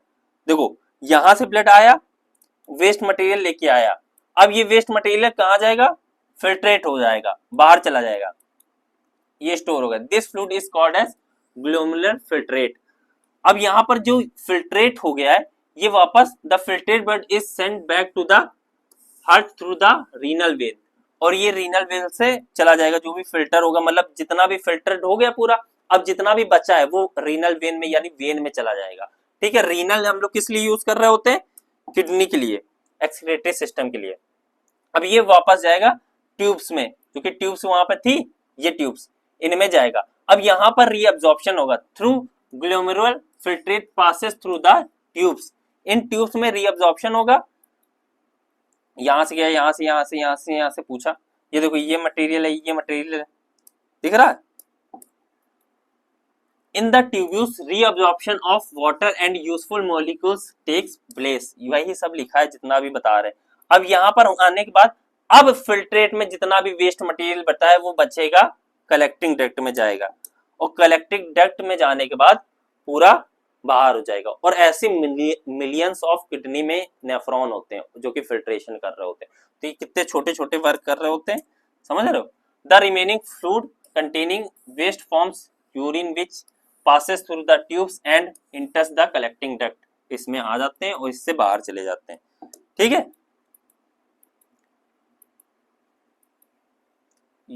अब ये एक बार फिर से फंक्शन देख लो। It is stored in the urinary bladder and form through the urethra, इसमें पूरा स्टोर हो जाता है। और फिर हम लोग जाते हैं कहाँ, हिंदी में इसको बोलते हैं टॉयलेट, इंग्लिश में बोलते हैं इसको मूत्रालय है, उल्टा है मतलब, ठीक है। बस करो, बोलते हैं तो बोलते हैं, उसमें क्या है, शुद्ध हिंदी, अच्छी बात तो है। ये रहा हमारा एक्सक्रीटिव सिस्टम का पूरा वर्क। अब हम लोग फाइनली आते हैं अपना,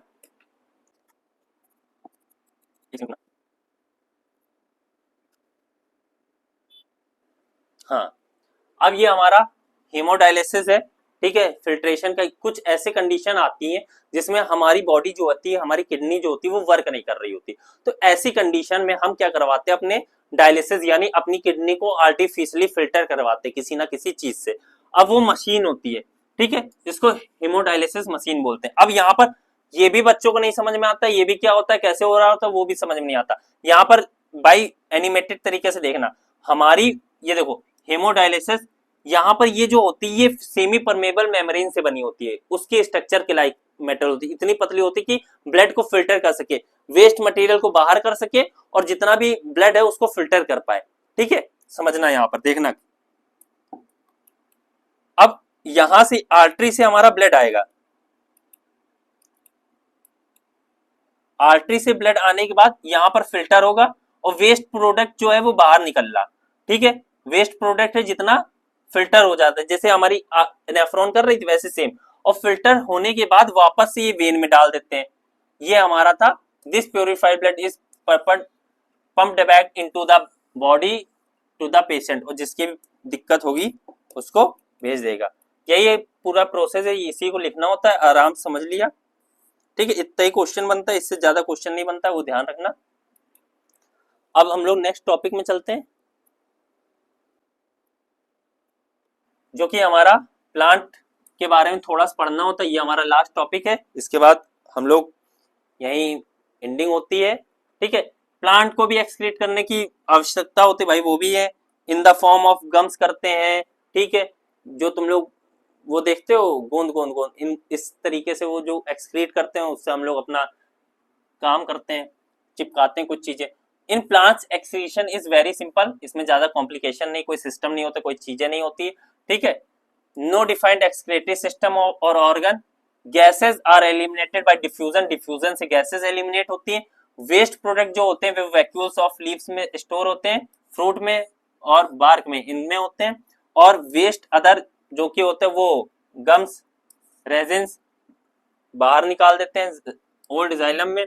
और plants also excrete some waste substance into the soil, और सॉइल में जब हमने बताया था कि एक्सचेंज कुछ ना कुछ देगा फिर कुछ ना कुछ लेगा, तो वो ये बस हमारी टॉपिक लाइफ प्रोसेस में इतना ही था, इतना ही हम लोग पढ़ते हैं। अब हम लोग देखते हैं कि इसमें क्या क्या कैसे कौन कौन से इंपॉर्टेंट टॉपिक है, तो मैं यहाँ पर इंपॉर्टेंट टॉपिक की लिस्ट लगा देता हूँ। फाइनली हमारा चैप्टर यहीं पे खत्म होता है, वन शॉट खत्म होता है। अब मैं गारंटी देता हूं कि अब आपको किसी प्रकार की कोई दिक्कत नहीं होगी, लाइफ प्रोसेस कंप्लीट हो चुका है, बढ़िया तरीके से समझ लिया है। Best of luck your exam. Okay, have a nice day.